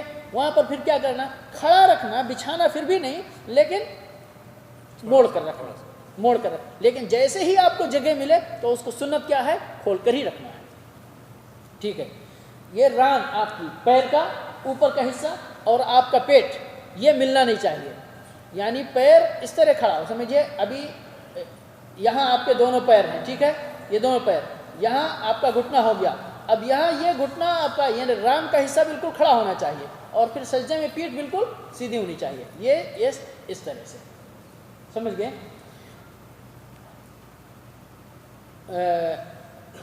پیٹ اور ران کو ملنا نہیں چاہیے. اسی طرح سے آپ کے ران کا پچھلا حصہ، سامنے کا حصہ پیٹ سے نہیں ملنا چاہیے اور پچھلا حصہ آپ کی پڈلی سے نہیں ملنا چاہیے. پچھلا حصہ آپ کی پڈلی سے نہیں ملنا چاہیے. یعنی ران کو بالکل کھڑا اور یہ آپ کی پڈلیاں اس طرح سے لیٹی ہوئی اور آپ کی پیٹھ بالکل سیدھی، ہاتھ ملے ہوئے. کیا پڑھنا ہے یہاں پر؟ سبحان ربی الاعلیٰ ایک بار کم از کم یہ واجب ہے. اس کے بعد سبح قدوس رب الملائکۃ والروح اور جو بھی دعائیں ہیں وہ آپ پڑھتے رہیں.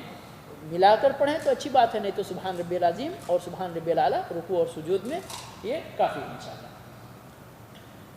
ایک سجدہ آپ کا اس طرح مکمل ہو گیا. اللہ اکبر کہتے ہوئے دوسرے سجدے میں سجدے سے اٹھتے ہیں. اللہ اکبر کہتے ہوئے سجدے سے اٹھ کر بیٹھتے ہیں.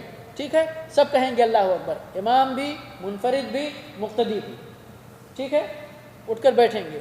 یہاں پر دونوں سجدوں کے درمیان اور پہلے تشہد میں دو جگہ، دونوں سجدوں کے درمیان، جب بھی دو سجدوں کے درمیان آپ کو بیٹھنا ہو یا پہلے تشہد میں بیٹھنا ہو، چاہے مغرب کی نماز ہو، ظہر کی نماز ہو، عصر کی نماز ہو، عشاء کی نماز ہو، کبھی بھی. ٹھیک ہے. تو پہلے تشہد میں اور دونوں سجدوں کے درمیان بیٹھنے کی ایک ہی کیفیت ہے. کیا کیفیت ہے؟ وہ بیٹھ گئے، گھٹنے آپ کے سامنے ہیں، پیر مڑے ہوئے ہیں، داہنے پیر کو یوں کھڑا کرنا ہے. ٹھیک ہے. اور بائیں پیر کو یوں لٹا لینا ہے اور اسی پر بیٹھنا ہے. بائیں پیر پہ داہنا پیر کھڑا، بائیں پیر کو لٹا کر اس پر بیٹھنا ہے. ٹھیک ہے نا. کیا دعا پڑھنی ہے؟ رب اغفر لی ایک بار ضروری ہے. اس کے بعد اللہم اغفر لی وارحمنی، جو آپ زیادہ جتنا چاہیں پڑھ سکتے ہیں. ہو گیا، دعا پوری ہو گئی. پھر دوبارہ اللہ اکبر کہتے ہوئے سجدے میں جانا ہے سب لوگ، امام، منفرد، مقتدی. اور اسی کیفیت میں سجدہ کرنا ہے.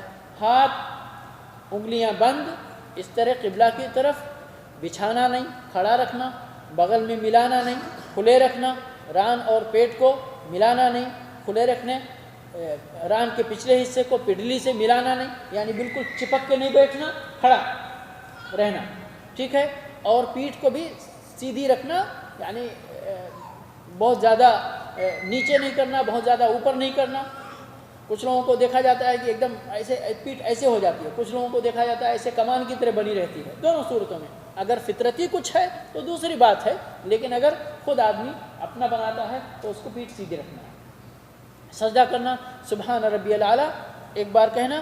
اب اسی کے ساتھ آپ کی ایک رکعت نماز پوری ہو گئی، ایک رکعت نماز پوری ہو گئی۔ اللہ اکبر کہتے ہوئے آپ جب سجدے سے سر اٹھائیں گے تو اب آپ کو دو چیزوں کا اختیار ہے۔ اگر آپ مثال کے طور پر ایک ہی رکعت نماز پڑھ رہے ہیں، ایک ہی رکعت نماز پڑھ رہے ہیں، جیسے وتر ایک رکعت پڑھتے ہیں نا، جائز ہے۔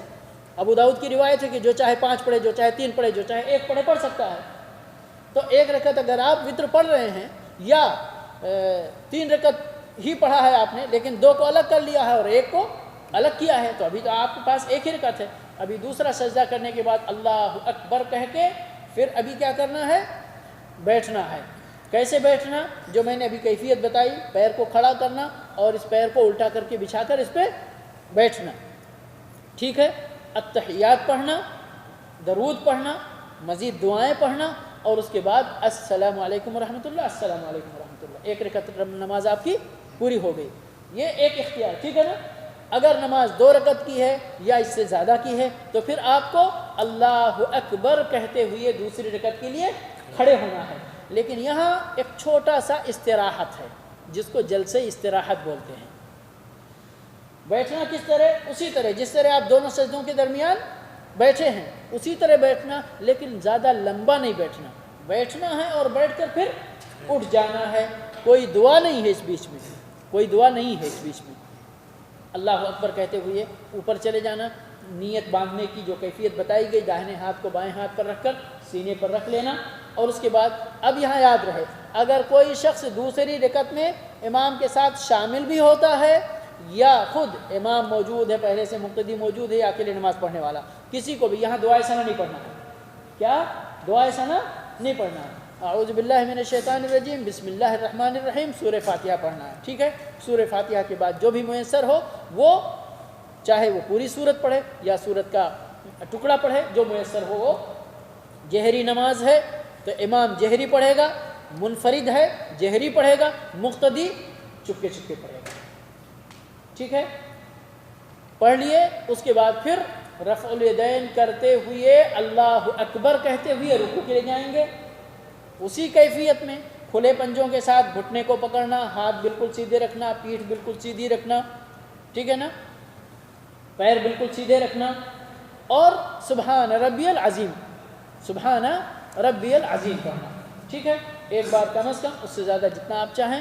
اس کے بعد پھر امام اور منفرد سمع اللہ لمن حمدہ کہتے ہوئے سر اٹھائیں گے، رفع الیدین کریں گے، مقتدی ربنا ولک الحمد پڑھے گا، اور باقی جو رکوع سے کھڑے ہونے کے بعد جو دعائیں اور مزید ربنا ولک الحمد کے بعد ہوتی ہیں وہ سارے تینوں، یعنی امام، منفرد اور مقتدی، سب جتنا چاہیں اتنا پڑھیں گے انشاءاللہ۔ پڑھنے کے بعد پھر اللہ اکبر کہتے ہوئے سجدے کے لیے گرنا اور سجدے میں اسی کیفیت میں رہنا، 7 اعضاء پر سجدے کرنا۔ یاد رہے ہمارے کچھ بھائی، اور میں نے خود دیکھا ہے کہ سجدے میں پیروں کو کھڑا رکھتے ہیں، زمین پر نہیں رکھتے، زمین پر نہیں رکھتے۔ زمین پر سجدے کی حالت میں پیر نہ رکھنا سجدے کو باطل کرنے کا سبب ہو سکتا ہے، سمجھ گئے؟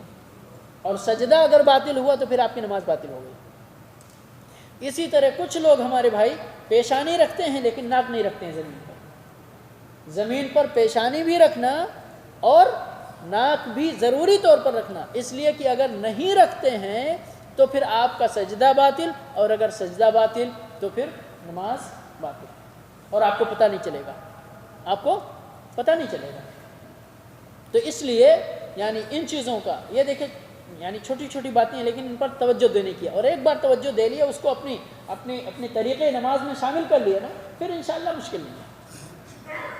تو اس طرح سے ابھی پہلا سجدہ کیا آپ نے، اللہ اکبر کر کے بیٹھ گئے آپ اسی کیفیت میں، داہنا پاؤں کھڑا ہے، بائیں پیر کو جو ہے لٹا کر، اور بیٹھ گئے اس پر، اور رب اغفر لی یا اللہ مغفر لی پڑھا آپ نے، دوسرے سجدے کے لیے گئے اسی کیفیت میں۔ ابھی 2 رکعت آپ کی نماز پوری ہو گئی، 2 رکعت نماز پوری ہو گئی۔ ابھی جیسے نماز جمعہ ہے، نماز فجر ہے، نماز عید ہے، ٹھیک ہے، یا کوئی بھی آپ کی 2 رکعت کی نفل نماز ہے، 2 رکعت کی نفل نماز کوئی بھی مکمل ہو گئی نماز، ٹھیک ہے؟ تشہد التحیات پڑھنا، درود پڑھنا، باقی دعائیں کرنا. تحیات اور درود ضروری ہے اور باقی دعائیں یہ آپ کی مرضی کے اوپر ہے، جتنی چاہیں دعائیں کریں. یہاں یاد رہے ربنا آتنا فی الدنیا حسنۃ وفی الآخرۃ حسنۃ وقنا عذاب النار کی دعا بھی منقول ہے، ہم لوگ عام طور پہ نہیں پڑھتے ہیں. یہ یہاں پر سلام پھیرنے سے پہلے یہ دعا بھی نبی صلی اللہ علیہ وسلم کی سنتوں میں یہ شامل ہے، تو یہ بھی پڑھنا چاہیے. اس طرح سے جب یہ ساری دعائیں مکمل ہو جائیں، داہنی طرف السلام علیکم ورحمۃ اللہ، بائیں طرف السلام علیکم ورحمۃ اللہ. سر کتنا یعنی موڑنا چاہیے؟ بعض روایتوں میں آتا ہے کہ نبی صلی اللہ علیہ وسلم کے رخسار کی سفیدی پیچھے کی صف والے دیکھ لیتے تھے، یعنی بالکل اتنا ہی نہیں اور بالکل پورا پہلو جو ہے واپس نہیں، یعنی اعتدال کے ساتھ میڈیم اتنا رہے کہ آپ یعنی درمیان تک گویا کہ آپ کا زاویہ نگاہ پہنچ جائے. اور پھر اس کے بعد یہاں اس طرح سے تھوڑا نہیں ہو اور زیادہ نہیں ہو، بیچ میں، ٹھیک ہے. رخ کرتے ہوئے السلام علیکم ورحمۃ اللہ، السلام علیکم ورحمۃ اللہ. 2 رکعت نماز. اب یہ نمازیں جو آپ اس کے بعد اگر نماز 3 رکعت کی ہے جیسے مغرب ہے، یا 4 رکعت کی ہے جیسے ظہر عصر عشاء ہے، تو آپ پھر کیا کریں گے؟ چھوٹا تشہد کریں گے، صرف تحیات پڑھیں گے، اور اگر چاہتے ہیں تو درود بھی پڑھ سکتے ہیں، سنت ہے. اس کے بعد کھڑے ہو جائیں گے. یہاں کھڑے ہوتے ہوئے آپ کو یاد رکھنا ہے اللہ اکبر کہتے ہوئے رفع الیدین بھی کرنا ہے. کیا کرنا ہے؟ رفع الیدین بھی کرنا ہے. اور پھر داہنے ہاتھ کو بائیں پر رکھ کر سینے پر باندھ لینا ہے، سینے پر باندھ لینا ہے. یہاں ایک چیز سینے پر باندھ لینا آپ لوگوں نے بھی دیکھا ہوگا، کچھ لوگ یہاں باندھتے ہیں، کچھ لوگ یہیں باندھ لیتے ہیں. یہ کیا چکر ہے اس میں؟ دراصل سینے کا اطلاق جو لفظ سینہ ہے عربی میں جو صدر بولتے ہیں نا، اس کا اطلاق کہاں سے ہوتا ہے آپ کو معلوم ہے؟ یہ جو آپ کی پسلی کی ہڈیاں جو آ کر یہاں جوائنٹ ہوتی ہیں نا، جو ملتی ہیں یہاں پر، اس جگہ سے لے کر یہاں تک یہ جو نہر جہاں پر ہوتا ہے یہاں تک یہ پورا ایریا سینہ کہلاتا ہے. یہ سمجھ رہے ہیں؟ یہ پورا سینہ کہلاتا ہے. اب کوئی شخص اگر سینے کے ابتدا ہی میں رکھنا چاہتا ہے تو ہم کہیں گے کوئی حرج نہیں، اس لیے کہ اس نے بھی سینے پہ رکھا ہے. اور اگر کوئی اور اوپر رکھنا چاہتا ہے تو اس میں بھی کہیں گے کوئی حرج نہیں، اس لیے کہ اس نے بھی سینے پہ ہی رکھا ہے. ایک ساتھی تھا ہمارا، تو وہ یعنی کسی جو تحت سرہ باندھنے والے ہیں اللہ نے ہدایت دیا تو کہا ٹھیک ہے میں باندھتا ہوں سینے پہ، جو ہے کہاں باندھیں؟ اس نے کہا اور اوپر، تھوڑا اور اوپر کر لیا تو کہا اور اوپر. تو یہاں تک جب آ گیا تو کہا ایک سر کے اوپر باندھ لوں کیا؟ کہاں تک لے جاؤ؟ تو وہ بھی نہیں ہونا چاہیے، میڈیم ہونا چاہیے. لیکن اگر کوئی یہاں اور یا یہاں رکھتا ہے تو دونوں کا اطلاق سینے پر باندھنے کا ہی ہوگا انشاءاللہ، اس میں کوئی حرج نہیں ہوگا. یہ آپ تیسری رکعت کے لیے ہو گئے، ٹھیک ہے. تیسری رکعت کے لیے یہاں نماز آپ کی جہری تھی یا سری تھی، اس سے قطع نظر، ٹھیک ہے. امام ہے تو بھی، منفرد ہے تو بھی، مقتدی ہے تو بھی، سب خاموشی کے ساتھ سورہ فاتحہ پڑھیں گے. خاموشی کے ساتھ، یعنی خاموشی کے ساتھ کا مطلب سری، یعنی ٹھیک ہے، آہستہ آواز میں سورہ فاتحہ پڑھیں گے. اگر کچھ جیسے کہ ظہر والی روایت میں نے بتایا کہ اگر کچھ ملانا چاہتے ہیں ظہر کی نماز میں تیسری اور چوتھی میں تو مختصر ملا سکتے ہیں، وہ بھی کبھی کبھار جیسا کہ اللہ کے نبی صلی اللہ علیہ وسلم سے. لیکن عمومی طور پر کیا ہے کہ تیسری اور چوتھی رکعت میں کیا کرنا ہے؟ سورہ فاتحہ پڑھنا ہے، صرف سورہ فاتحہ پہ اکتفا کرنا ہے، ٹھیک ہے نا. وہ بھی آہستہ آہستہ سورہ فاتحہ پڑھ لیے، اللہ اکبر کہتے ہوئے رفع الیدین کرتے ہوئے رکوع میں جانا ہے، اسی کیفیت میں رکوع کرنا ہے جس کیفیت کی بات ہو چکی ہے، اور سبحان ربی العظیم پڑھنا ہے. اس کے بعد سمع اللہ لمن حمدہ امام اور منفرد، ربنا ولک الحمد مقتدی کہتے ہوئے رکوع سے سر اٹھانا ہے. چاہیں تو ہاتھ سینے پر باندھیں اور چاہیں تو چھوڑ کر رکھیں، سینے پر باندھنا واللہ عالم علماء کی ترجیح ہے. اور یعنی جس نے سمیع اللہ لمن حمدہ کہا ہے ربنا ولک الحمد وہ بھی پڑھے گا اور بعد کی دعائیں مکمل کرے گا. سجدے میں جائے گا، اسی کیفیت میں سجدہ اور دعا، پھر سجدے سے اٹھ کر جو دونوں سجدوں کے درمیان بیٹھنے کی کیفیت ہے بیٹھ کر رب اغفر لی یا اللہ اغفر لی پڑھ کر پھر سجدے میں جائے گا، پھر سجدہ اسی کیفیت میں۔ یاد رہے سجدے میں اور رکوع میں بہت غلطی ہوتی ہے، اس لیے یہ خاص پوائنٹ ہے یاد رکھنے کا۔ یہ 2-3 پوائنٹ ہے، ایک کھڑے ہونے کی شکل میں یہ نیت اور رفع الیدین کا معاملہ، رکوع ہونے کی صورت میں کیسے پیٹھ کو رکھتے، کیسے ہاتھ کو رکھتے۔ پڑھے لکھے لوگوں کو یعنی زیادہ جھکنے کو زیادہ خشوع خضوع کی چیز سمجھتے، بہت سارے لوگ زیادہ جھکنے کو زیادہ خشوع نہیں، خشوع خضوع کس میں ہے؟ جس میں نبی صلی اللہ علیہ وسلم کی سنت ہے، سمجھ گئے؟ تو اس طرح سے تیسری رکعت پوری کرنا۔ اب اگر مغرب کی نماز ہے تو لمبے تشہد کے لیے بیٹھ کر تحیات، درود، دعائیں، السلام علیکم السلام علیکم، ٹھیک ہے؟ تیسری مغرب کی نماز نہیں ہے، ظہر ہے، عصر ہے، عشاء ہے، تیسری پڑھنے کے بعد فوراً اللہ اکبر کہتے ہوئے جلسے استراحت کرنا ہے۔ اگر کوئی نہیں کرتا ہے تو یہاں پر اتنا مسئلہ نہیں ہے، لیکن کرنا چاہیے، نبی صلی اللہ علیہ وسلم کی آخری عمر کی سنت ہے، آخر عمر کی سنت ہے۔ بعض علماء کہتے ہیں وہ اس لیے کہ آپ تھوڑا ایک تو بزرگ ہو گئے تھے، کمزور ہو گئے تھے، دوسرے تھوڑا بدن پہ گوشت زیادہ ہو گیا تھا، اس لیے آپ استراحت کرتے تھے، لیکن جو بھی ہو نبی صلی اللہ علیہ وسلم کی آخری عمر کی سنت استراحت کرنا ہے۔ چوتھی کے لیے کھڑے ہو جانا اسی طرح، چاہے نماز جہری ہو یا سری ہو، امام، مقتدی، منفرد سب آہستہ آواز میں سورہ فاتحہ پڑھیں گے۔ پڑھنے کے بعد اللہ اکبر اور رفع الیدین کرتے ہوئے رکوع میں جائیں گے، رکوع میں یعنی دعا پڑھ کے پھر سمی اللہ لمن حمدہ یا ربنا ولک الحمد کہتے ہوئے کھڑے ہوں گے، دعا مکمل کریں گے، اور اس کے بعد سجدے میں جائیں گے، ایک سجدہ مکمل کریں گے، اٹھیں گے اسی کیفیت میں جو کیفیت بیان کی گئی ہے، داہنا پیر کھڑا کر کے بائیں پیر کو پلٹ کر اسی پہ بیٹھنا ہے، جس کو افتراش بولتے ہیں۔ مختصر کے لیے یہ کیفیت کیا ہے؟ کیفیت الافتراش بولتے ہیں اس کو، بچھانے والی کیفیت۔ بیٹھیں گے، اس کے بعد پھر دوسرا سجدہ کریں گے، سجدہ کر کے پھر کھڑے ہوں گے۔ اب یہاں نماز آپ کی 4 رکعت پوری ہو گئی۔ تحیات پڑھنا ہے، درود پڑھنا ہے، باقی دعائیں جو آپ چاہیں وہ پڑھنا ہے، اور السلام علیکم ورحمۃ اللہ، السلام علیکم ورحمۃ اللہ۔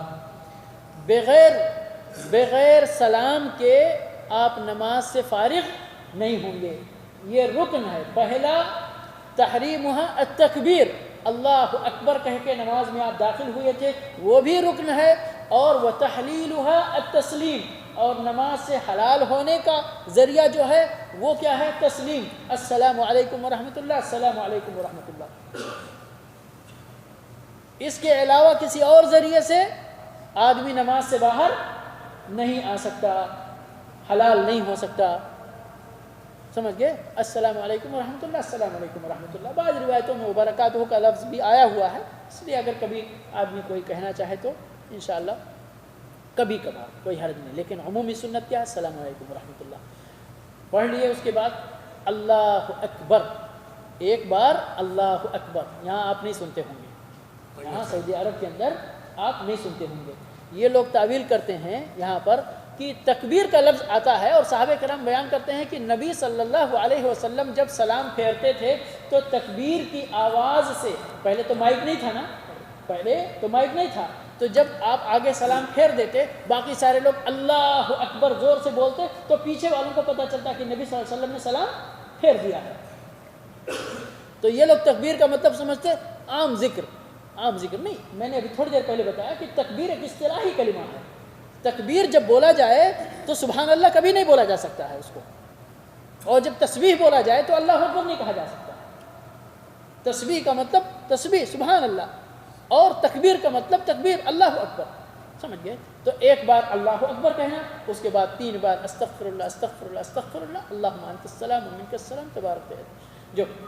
اس کے بعد امام، اگر امام ہے تو کہتے ہیں یہاں تک مختصر دعائیں پڑھ کر نبی صلی اللہ علیہ وسلم کا طریقہ تھا کہ آپ چہرہ مقتدیوں کی طرف کر لیتے تھے، اور باقی ذکر و اذکار آپ مکمل کرتے تھے۔ مسجدوں میں آج کل لگے ہوئے ہیں وہ اذکار جو پڑھے جاتے ہیں انشاءاللہ، جس میں میرے بھائی اور دوستو آیت الکرسی کی بڑی اہمیت ہے۔ آیت الکرسی کو انسان کو نہیں بھولنا چاہیے، ہم لوگوں کے پاس اتنا وقت ہی نہیں رہتا ہے۔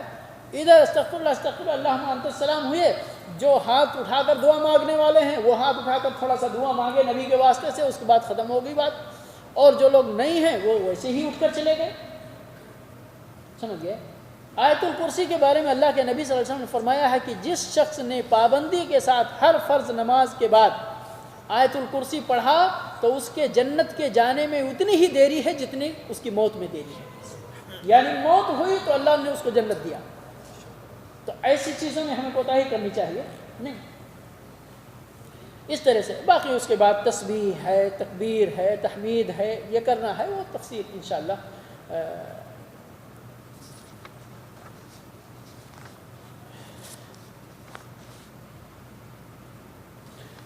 یہ جو ابھی تک یعنی آپ کو کیفیت بتائی گئی، یہ ظاہری شکل اور کیفیت ہے، ٹھیک ہے، نماز کی۔ اس کے ساتھ ساتھ ایک نقطہ بہت اہم ہے میرے بھائیو، وہ نقطہ ہے خشوع اور خضوع کا۔ وہ نقطہ کیا ہے؟ خشوع اور خضوع کا۔ اس لیے کہ آپ کا ہاتھ حرکت کر رہا ہے، آپ کا سر ہے، آپ کا پیر ہے، سب کچھ ہے، لیکن یہ دل کی کیفیت کیا ہونی چاہیے نماز کے حالت میں؟ وہ کیفیت اللہ کے نبی صلی اللہ علیہ وسلم نے احسان کے درجے میں بیان فرمایا کہ احسان یہ ہے ان تعبد اللہ کأنک تراہ فإن لم تکن تراہ فإنہ یراک۔ اپنے رب کی عبادت اس طرح کرو کہ گویا کہ تم اس کو دیکھ رہے ہو، یعنی تمہارے دل کی حالت، تمہارا دل ایک دم موم ہو چکا ہو، رب کے ڈر سے، رب کے خوف سے تھرا رہا ہو کہ میں تو رب کے سامنے کھڑا ہوں۔ یہ کیفیت ہونی چاہیے۔ فَإِن لَمْ تَكُنْ تَرَاهُ، اگر یہ کیفیت نہ پیدا کرو تو کم از کم اس رب سے تو ڈرو جو تم کو ہر پل دیکھ رہا ہے۔ فَإِنَّهُ يَرَاكَ، تو وہ تو تم کو دیکھے گا۔ یہ ہونی چاہیے۔ نگاہ ہمیشہ سجدے کی جگہ پہ ہونی چاہیے۔ کچھ لوگ اوپر دیکھتے، ادھر دیکھتے، ادھر دیکھتے، تھوڑی بہت چہرہ نہیں گھما پاتے تو کم سے کم نگاہ ہی گھما کر دیکھتے رہتے۔ یہ سب اختلاس ہے، کہتے ہیں شیطان چوری کرتا ہے نماز سے، اور وہ اپنی نماز سے جو چوری کرتا ہے، اپنی نماز میں جو چوری کرتا ہے بہت بڑا چور ہے، یعنی کچھ نہیں ملتا ہے تو اپنی نماز کی چوری کرتا ہے۔ تو یہ نہیں ہونی چاہیے۔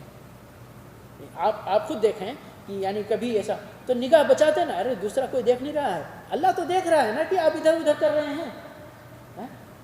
تو اس لیے دل کی کیفیت ایک دم خوف اور خشوع اور خضوع کی کیفیت ہونی چاہیے۔ نگاہوں کے اندر تواضع ہونی چاہیے، نگاہ سجدے کی جگہ پر ثابت اور قائم ہونی چاہیے، دل اور توجہ آپ کی اللہ کی طرف ہونی چاہیے۔ اس طرح سے انشاءاللہ آپ نماز ادا کرتے ہیں تو ہمیں اللہ سے امید ہے کہ پروردگار اس نماز کو انشاءاللہ کبھی رد نہیں کرے گا۔ اپنے نبی صلی اللہ علیہ وسلم کی کیفیت میں ادا کی گئی نماز کو ضرور اپنے دربار میں، اپنے حضور میں اس کو شرف قبولیت سے نوازے گا انشاءاللہ۔ جی ابھی یہ کوئی سوال ہے اگر تو ٹھیک ہے، نہیں تو ہم اپنے کسی بھائی کو انشاءاللہ جو ہمارے بشیر ہیں جی ہاں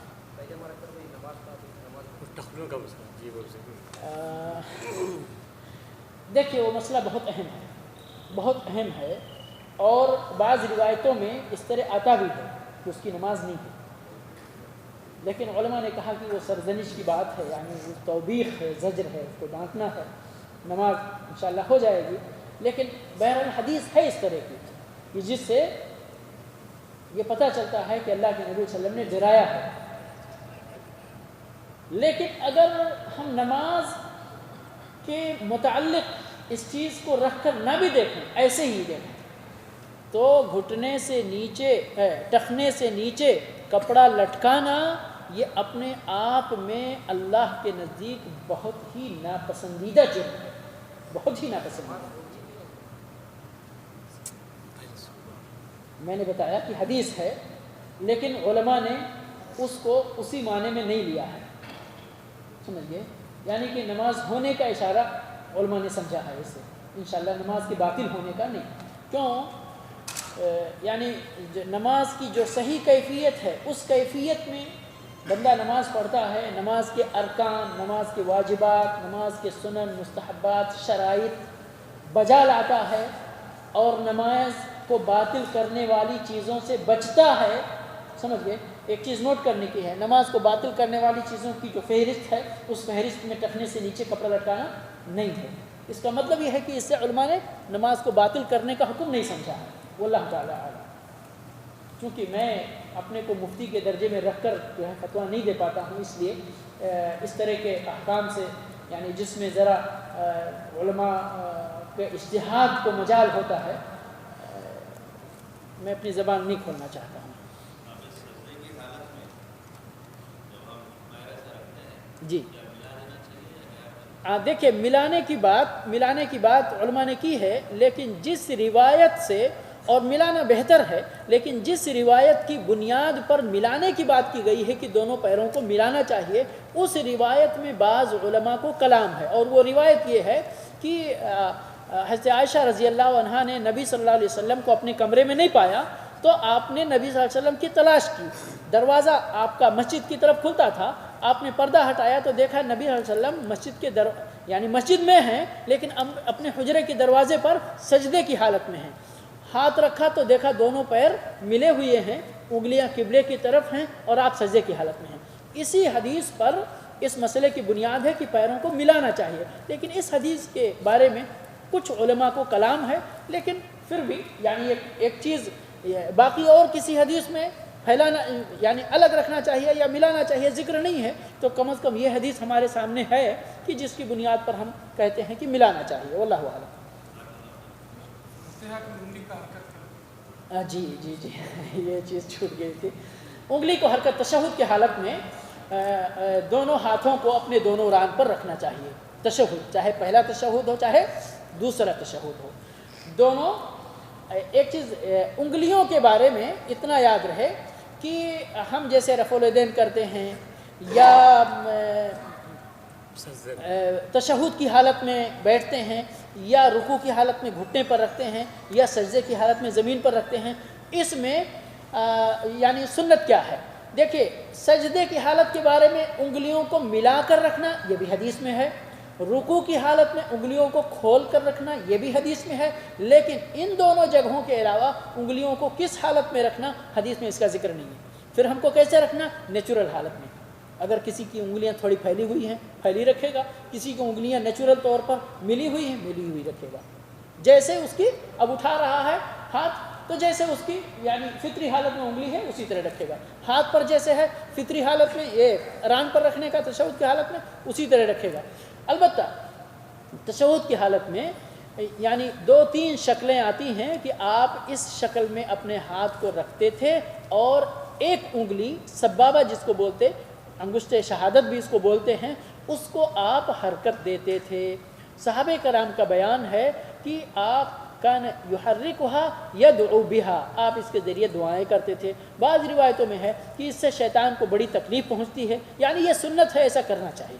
ٹھیک ہے، کیسے کرنا چاہیے؟ بعض لوگ بہت تیزی کے ساتھ وہ کرتے رہتے ہیں، بعض لوگ ایک بار اٹھا لیے گرا دیے دوبارہ نہیں کرتے، سمجھ گئے؟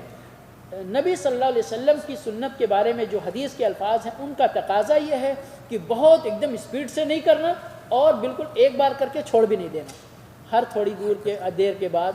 ابن باز رحمۃ اللہ علیہ کے مقالے میں ہم نے دیکھا، انہوں نے کہا کہ یہ اشارہ توحید کا اشارہ ہوتا ہے، تو جہاں بھی اللہم یا اس طرح کی چیز آئے دعا کی، ہر دعا کے آغاز میں، جیسے اللہم صلی ہے، اشہد ان لا الہ الا اللہ ہے، اللہم بارک ہے، اللہم انی ظلمت ہے کہ نہیں، تو ہر دعا کے آغاز میں اس کو اٹھائیں، یہ توحید کا اشارہ ہے اور اس کے ذریعے دعا کرنا نبی صلی اللہ علیہ وسلم کی سنت ہے، سمجھ گئے؟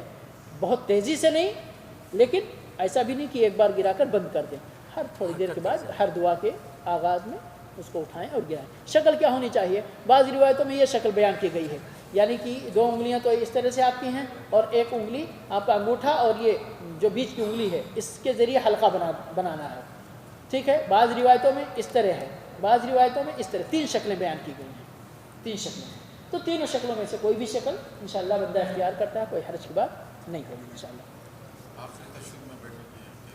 جی تورک ہے انشاءاللہ آخری تشہد میں، جی ہاں آخری تشہد میں ایک بار زبانی بتا بھی دیتا ہوں میں انشاءاللہ، اس کے بعد پریکٹیکل کا نمبر ہے۔ آخری تشہد میں بیٹھنے کا طریقہ جو ہے یہ ہے کہ داہنے پیر کو آپ کھڑا ہی رکھیں گے، جیسے پہلے تشہد میں کھڑا رکھے تھے دوسرے تشہد میں بھی اس کو کھڑا ہی رکھیں گے، ٹھیک ہے؟ صرف بائیں پیر کی کیفیت کو چینج کرنا ہے۔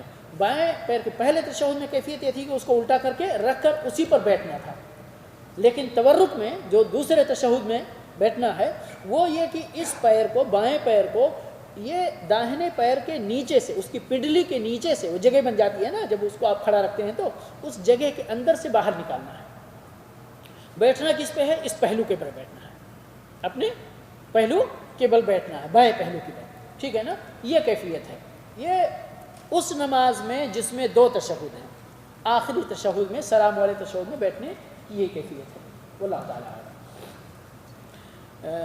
دعا کی درخواست، ایک غریب عورت بری طرح جل گئی ہے، اس کے چھوٹے چھوٹے بچے ہیں، اللہ صحت و عافیت عطا فرمائے، اللہ ہماری آپ کی سب کے سارے مسلمانوں کی حفاظت فرمائے۔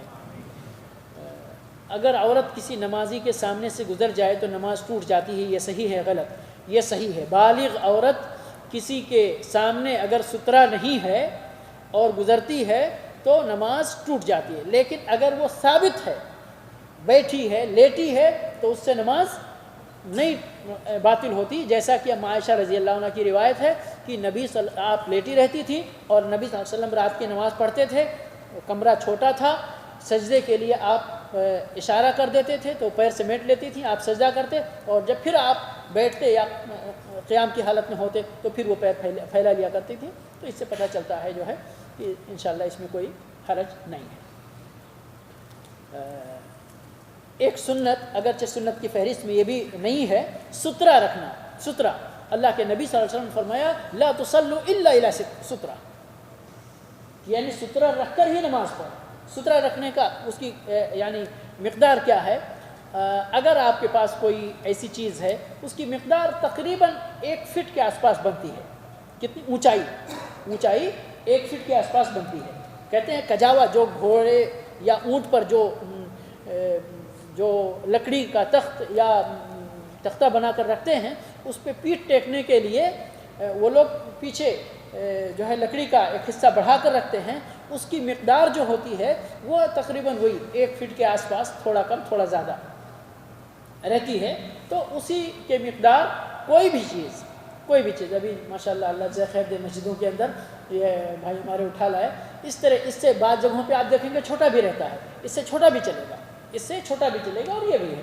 تو انشاءاللہ آج کل بنا کے رکھتے ہیں، لیکن اگر کچھ بھی میسر نہیں ہے تو کوئی بھی چیز، اٹیچی ہے، بیگ ہے، کچھ نہیں ہے تو آپ کی چھڑی ہے، تلوار ہے، نیزہ ہے، کمان ہے، کچھ نہیں ہے، حتیٰ کہ بعض روایتوں میں اس حد تک کہ اگر کچھ نہیں ہے تو ایک اشارہ کر، یعنی خط کھینچتے ہیں، یہ بھی بعض روایتوں کے اندر موجود ہے۔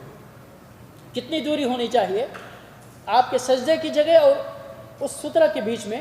تقریباً کہتے ہیں ایک بکری گزرنے کی جگہ، یعنی وہ 1.5 بالشت بنتا ہے، یعنی وہ بھی 1 فٹ کے آس پاس، 1 فٹ کے آس پاس۔ سجدے جہاں پر آپ کے سجدے کی جگہ ہے اس جگہ سے سترہ کتنا چھوڑ کر؟ 1 فٹ تقریباً چھوڑ کر رکھنا ہے۔ سترے کی اونچائی کیا ہے؟ وہ بھی تقریباً 1 فٹ ہے۔ یہ بھی نبی صلی اللہ علیہ وسلم کی ایک سنت ہے جو ہم سے بیان کرنا چھوٹ گئی تھی، بیان کرنا چاہیے تھا۔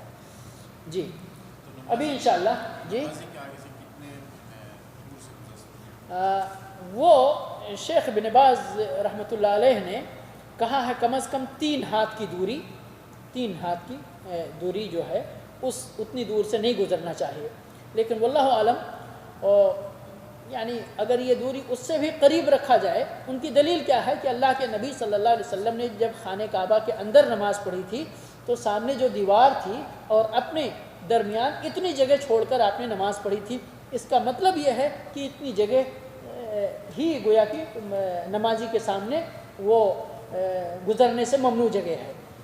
لیکن اگر سترے کی مقدار دیکھتے ہیں آپ تو سترہ بالکل قریب کر کے رکھا جاتا ہے تاکہ کسی کو گزرنے کا موقع نہ ملے۔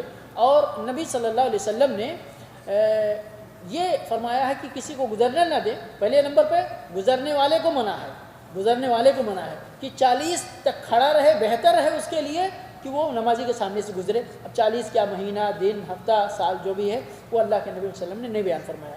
1 نمبر ممانعت کس کو ہے؟ گزرنے والے کو۔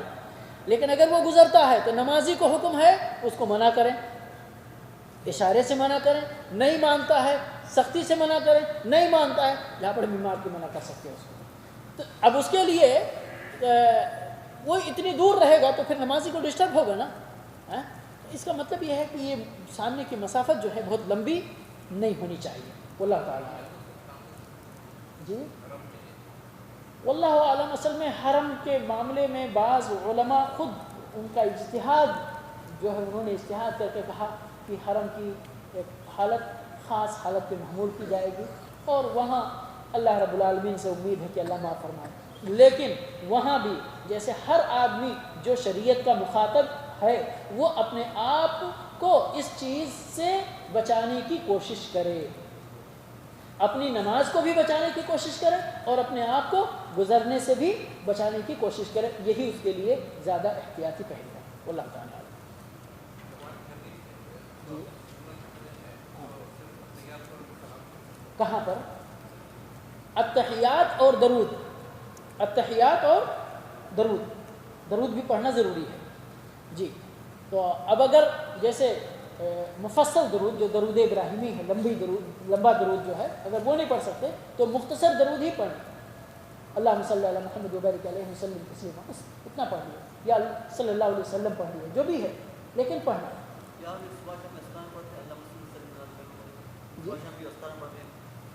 صبح شام کے اذکار میں نہیں کوئی بھی درود پڑھ سکتے ہو، وہ کوئی ایسا نہیں ہے، جو مسنون ہے وہ درود ابراہیمی ہے، اللہم صلی علی محمد وعلی آل محمد کما صلیت علی ابراہیم وعلی آل ابراہیم انک حمید مجید، اللہم بارک علی محمد وعلی آل محمد کما بارکت علی ابراہیم وعلی آل ابراہیم انک حمید مجید، یہ پڑھنا، لیکن اس کے لیے وقت چاہیے۔ آپ کبھی کبھی امام جو ہے وہ اتنی جلدی کرتے ہیں کہ آپ کو معلوم ہے کہ ابھی امام سلام پھیرنے والے ہیں یا سلام پھیر بھی دیا، تو یہ لمبی کرنے کے بجائے امام کے پیچھے پیچھے بھی چلنا ہے نا، تو یہ لمبی پڑھنے کے بجائے مختصر پڑھ کے امام کے ساتھ سلام پھیرنا۔ اور اسی کے ساتھ ایک نقطہ بھی یاد آ گیا مجھے کہ جو ہمارے بھائی مقتدی کی حیثیت سے امام کے پیچھے نماز پڑھیں، بہت سارے بھائیوں کو دیکھا جاتا ہے کہ امام سے سبقت کر جاتے ہیں، یعنی امام ابھی وہ اللہ اکبر کہنے والا ہے کہ میں نے دیکھا کچھ لوگوں کو ایک دم پر تولتے ہیں، کب جائے رکوع میں کب ہم بھی چلے جائیں، کچھ لوگ رکوع سے سر اٹھانے کے بعد امام ابھی گیا نہیں ہے، ابھی وہ شاید لمبی دعا پڑھ رہا ہے لیکن وہ تیاری کر رہے ہیں، نہیں، صحابہ کرام کا بیان ہے کہ صحابہ کرام جھکتے نہیں تھے اس وقت تک جب تک کہ نبی صلی اللہ علیہ وسلم کی پیشانی سجدے میں زمین سے ٹک نہیں جاتی تھی، سمجھ گئے؟ تو اتنا، اب بہت دیر بھی نہیں کرنی چاہیے اور امام سے آگے بھی نہیں جانا چاہیے، امام کے برابر بھی نہیں چلنا چاہیے، امام کی انما جعل الامام لیؤتم بہ، امام کو بنایا گیا تاکہ اس کی اقتدا کی جائے، اس کے پیچھے پیچھے چلا جائے، ٹھیک ہے نا؟ تو امام آگے آگے جائے، آپ اس کے پیچھے پیچھے جائیں، بہت تاخیر بھی نہیں ہو اور اس کے ساتھ بھی نہیں جائیں، اس سے سبقت بھی نہ کریں، اس کے پیچھے پیچھے جائیں، ٹھیک ہے؟ اس لیے کہ بہت کافی خطرناک وعید ہے، کافی خطرناک، غالباً سنن نسائی یا ابو داؤد یا ابن ماجہ کی روایت ہے کہ نبی صلی اللہ علیہ وسلم نے فرمایا کہ خطرہ ہے کہ اللہ رب العالمین ایسے آدمی کے چہرے کو گدھے کے سر سے بدل دے، سمجھئے؟ جی عورت اور مرد کی نماز میں کوئی فرق نہیں ہے، کوئی فرق نہیں ہے، صرف جماعت اور اذان اور اقامت کے تعلق سے جو فروق مشہور ہیں صرف وہی فرق ہے، باقی نماز کی کیفیت میں کوئی فرق نہیں ہے۔ ام دردہ رضی اللہ عنہا کہتے ہیں، بخاری میں یہ روایت موجود ہے کہ ام دردہ رضی اللہ عنہا مردوں کی طرح بیٹھتی تھیں، وَكَانَتْ فَقِيهَةً، امام بخاری رحمۃ اللہ علیہ نے کہا کہ یہ خاتون، صحابیہ خاتون، یہ عام خاتون نہیں تھی، فقیہہ تھی، سمجھدار، دین کا سمجھ رکھنے والی خاتون تھی، اور مردوں جیسے بیٹھتی تھی، مردوں جیسے نماز پڑھتی تھی، اور کوئی فرق نہیں، کوئی فرق نہیں، اس لیے کہ فرق کرنے کی کوئی دلیل نہیں۔ بھئی ہم تو شریعت کے تابع ہیں نا، خود سے ہمیں کوئی کام نہیں کرنا، شریعت نے کہا یہ کرو، کریں گے شوق سے، شریعت نے یہ منع کر دیا، رک جائیں گے شوق سے، سمجھ گئے؟ جی تو جہاں پر ہمیں فرق کرنے کا حکم شریعت نے نہیں دیا وہاں پر ہمیں فرق نہیں کرنا چاہیے۔ جی بس میں سمجھتا ہوں سوالوں کے لیے اتنا کافی ہے، اور انشاءاللہ پریکٹیکل ابھی ہمارے ایک کوئی کیمرہ مین جس کو کیسٹ بنانی ہو انشاءاللہ وہ کیمرہ ہاتھ میں لے لیں، اور میں اپنے بھائی کو انشاءاللہ یہ ابھی نکال سکتا ہوں؟ جی بالکل بالکل انشاءاللہ، اگر رکھ بھی لیے تو کوئی حرج نہیں، تاکہ اوپر خواتین سنے آ جائے گی آواز۔ تو یہ کہاں ہے پھر؟ میں ہے وہی لمبی ہے شیخ صاحب، لمبا ہے؟ جی بالکل لمبی ہے انشاءاللہ۔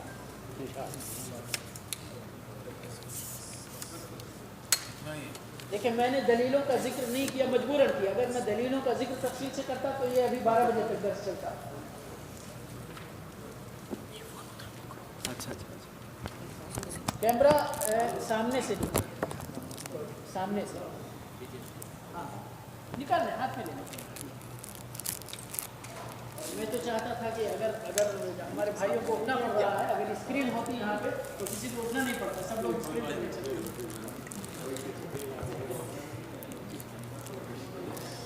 صرف ہم نماز نہیں پڑھائیں گے، نماز ہاں لیڈیز کو ٹھیک ہے اسکرین ہاں ابھی کیمرہ ہٹا لیں گے تو کیمرے کے ساتھ اسکرین انشاءاللہ ٹھیک ہے انشاءاللہ۔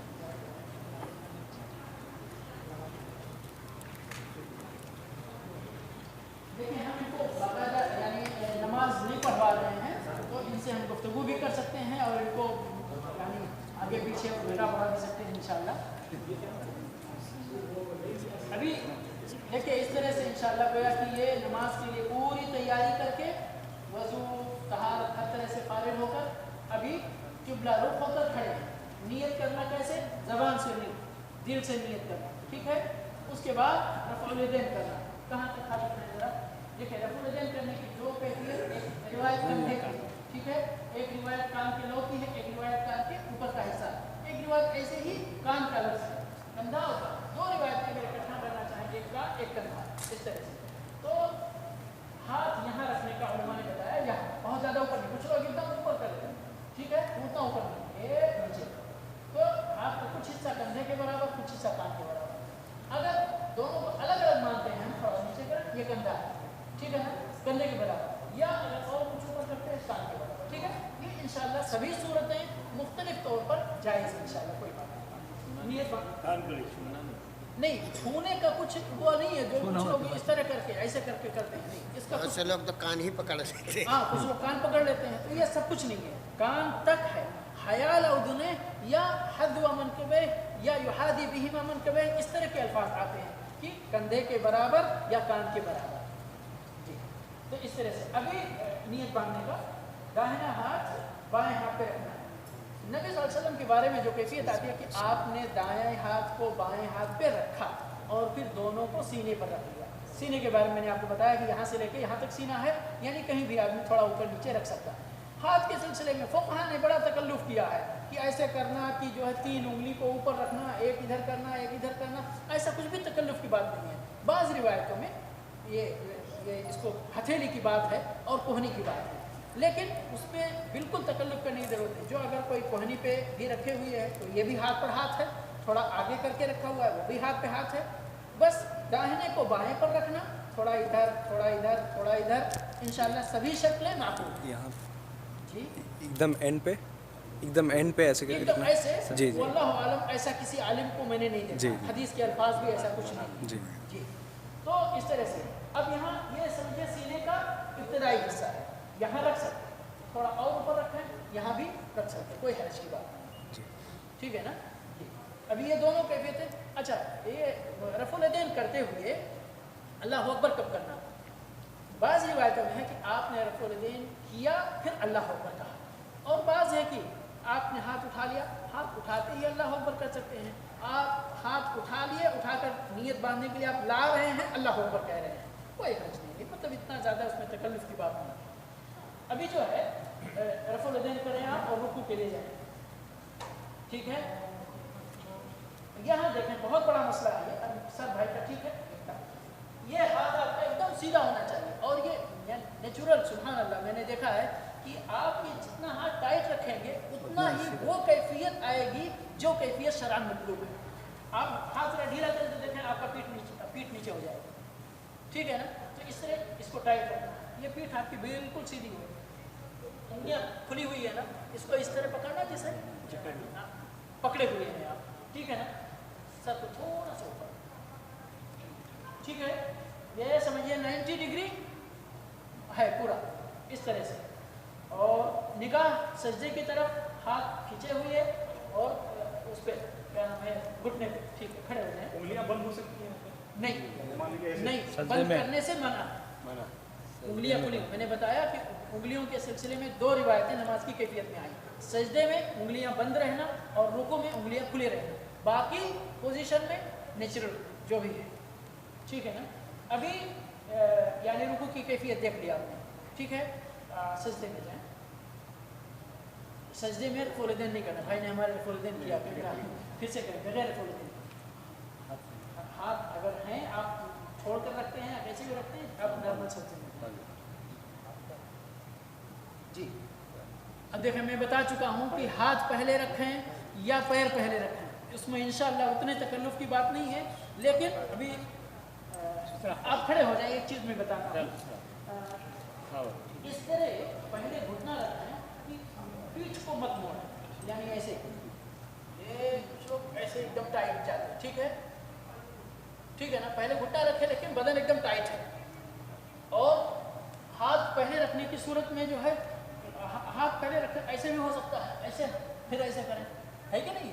یہ دونوں صورتیں کسی حد تک جانوروں سے مشابہت کی صورتیں ہو جاتی ہیں.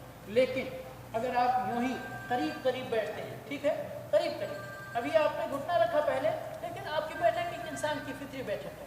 ٹھیک ہے نا. یا آپ رکھتے ہیں پہلے ہاتھ رکھتے ہیں اور پھر سجدے میں جاتے. ٹھیک ہے نا. تو انشاءاللہ پہلے گھٹنا رکھیں یا پہلے ہاتھ رکھیں, لیکن قریب قریب رکھیں, یعنی جلدی. پہلے گھٹنا رکھیں تو بعد میں فوراً ہاتھ رکھیں, یا پہلے ہاتھ رکھیں تو بعد میں فوراً گھٹنا رکھیں.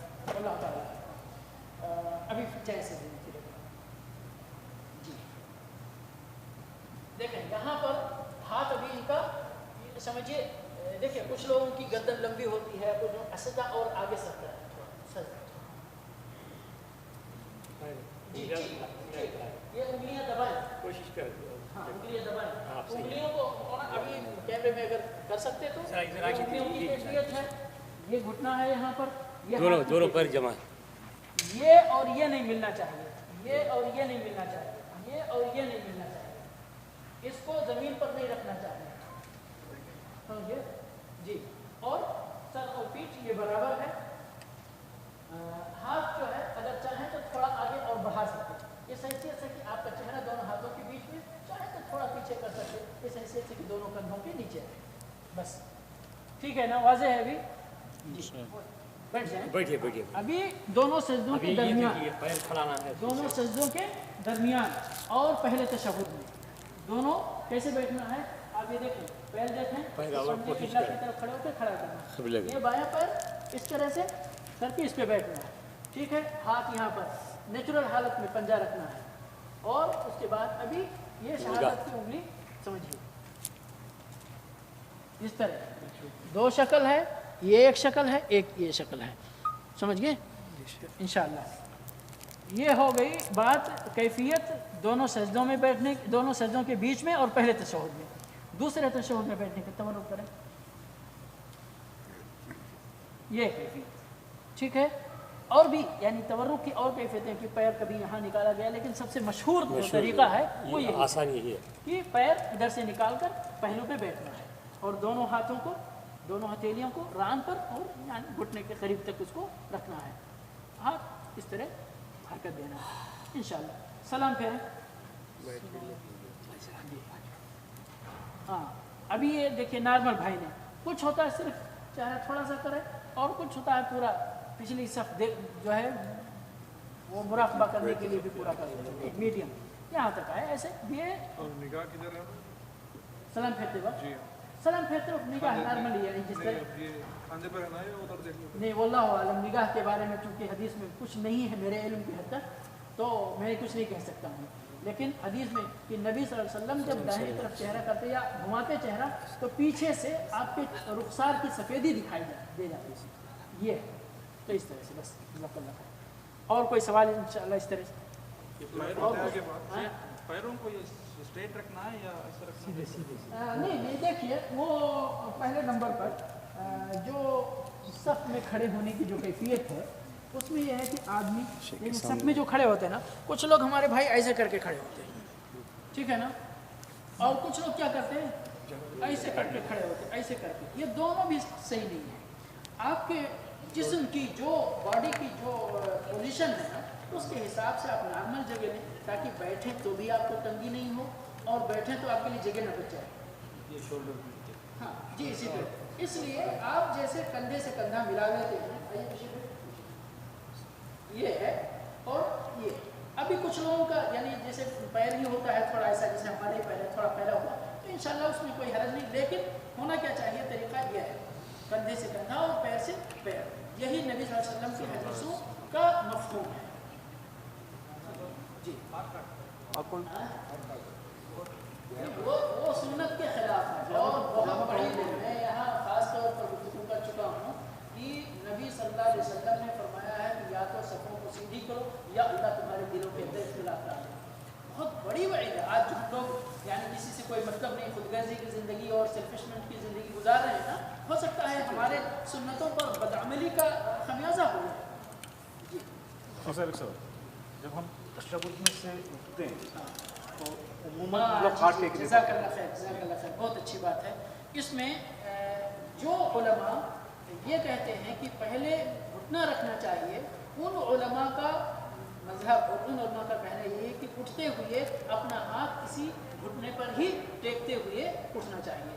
لیکن علامہ البانی رحمۃ اللہ علیہ کی بہت عمدہ تحقیق ہے اس سلسلے میں کہ آپ صلی اللہ علیہ وسلم جب اٹھتے تھے تو زمین پر ہاتھ ٹیک کر اٹھتے تھے اور اس طرح ٹیکتے تھے جس طرح عورت آٹا گوندتی ہے.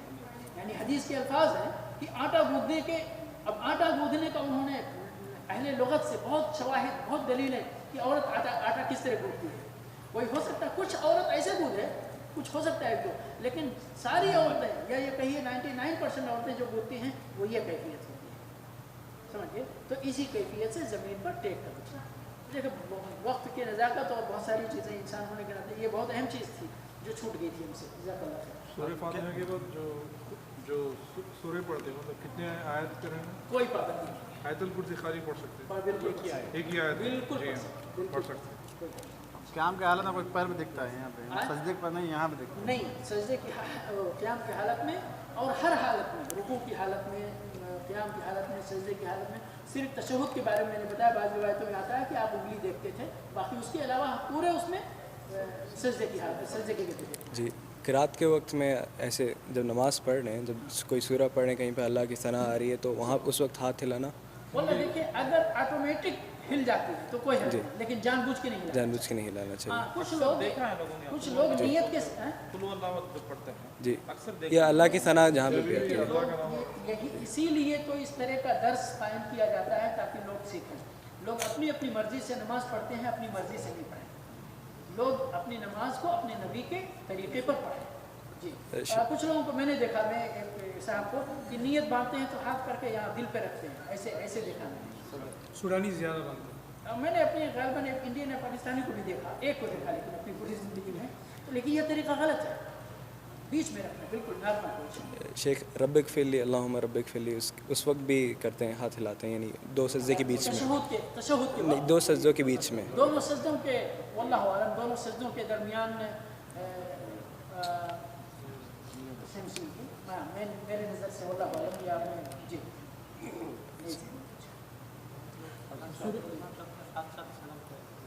نہیں, ساتھ کوئی کام نہیں. امام کے پیچھے جو ہے, امام کے پیچھے امام کے سارا کام امام کے پیچھے. شروع میں جو اللہ اکبر تکبیر تحریمہ ہے, جب امام کہہ لے پھر مقتدی کہے. اسی طرح رکوع میں جانے کے لیے, رکوع سے اٹھنے کے لیے, سجدے میں جانے, سب جگہوں پر, حتیٰ کہ سلام, پہلے امام السلام علیکم السلام علیکم, پھر مقتدی شروع کرے. شیخ سلام کے بعد میں استغفار سے پہلے آپ بتائے تھے کہ اللہ اکبر کہنا. جی یہ حدیث کا آپ پھر سے ایک اور حوالہ دیں گے؟ ریفرنس جی جی جی کس کتاب میں؟ جی جی جی اچھا نہیں یاد نہیں یاد.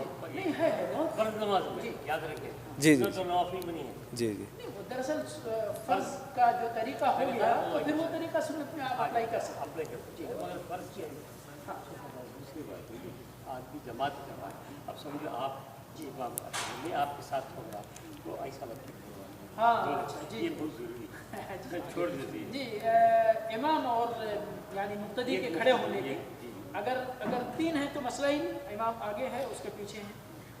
اس کے بعد 2 ہونے کی صورت میں جس طرح بشیر میں کھڑے ہوئے ہیں, آگے پیچھے ہونا ضروری نہیں ہے. یہاں پر کچھ لوگ کہتے ہیں نہیں تھوڑا امام آگے رہے, تھوڑا جو مقتدی پیچھے, ایسا کچھ ضروری نہیں, دونوں ساتھ میں کھڑے ہو سکتے ہیں.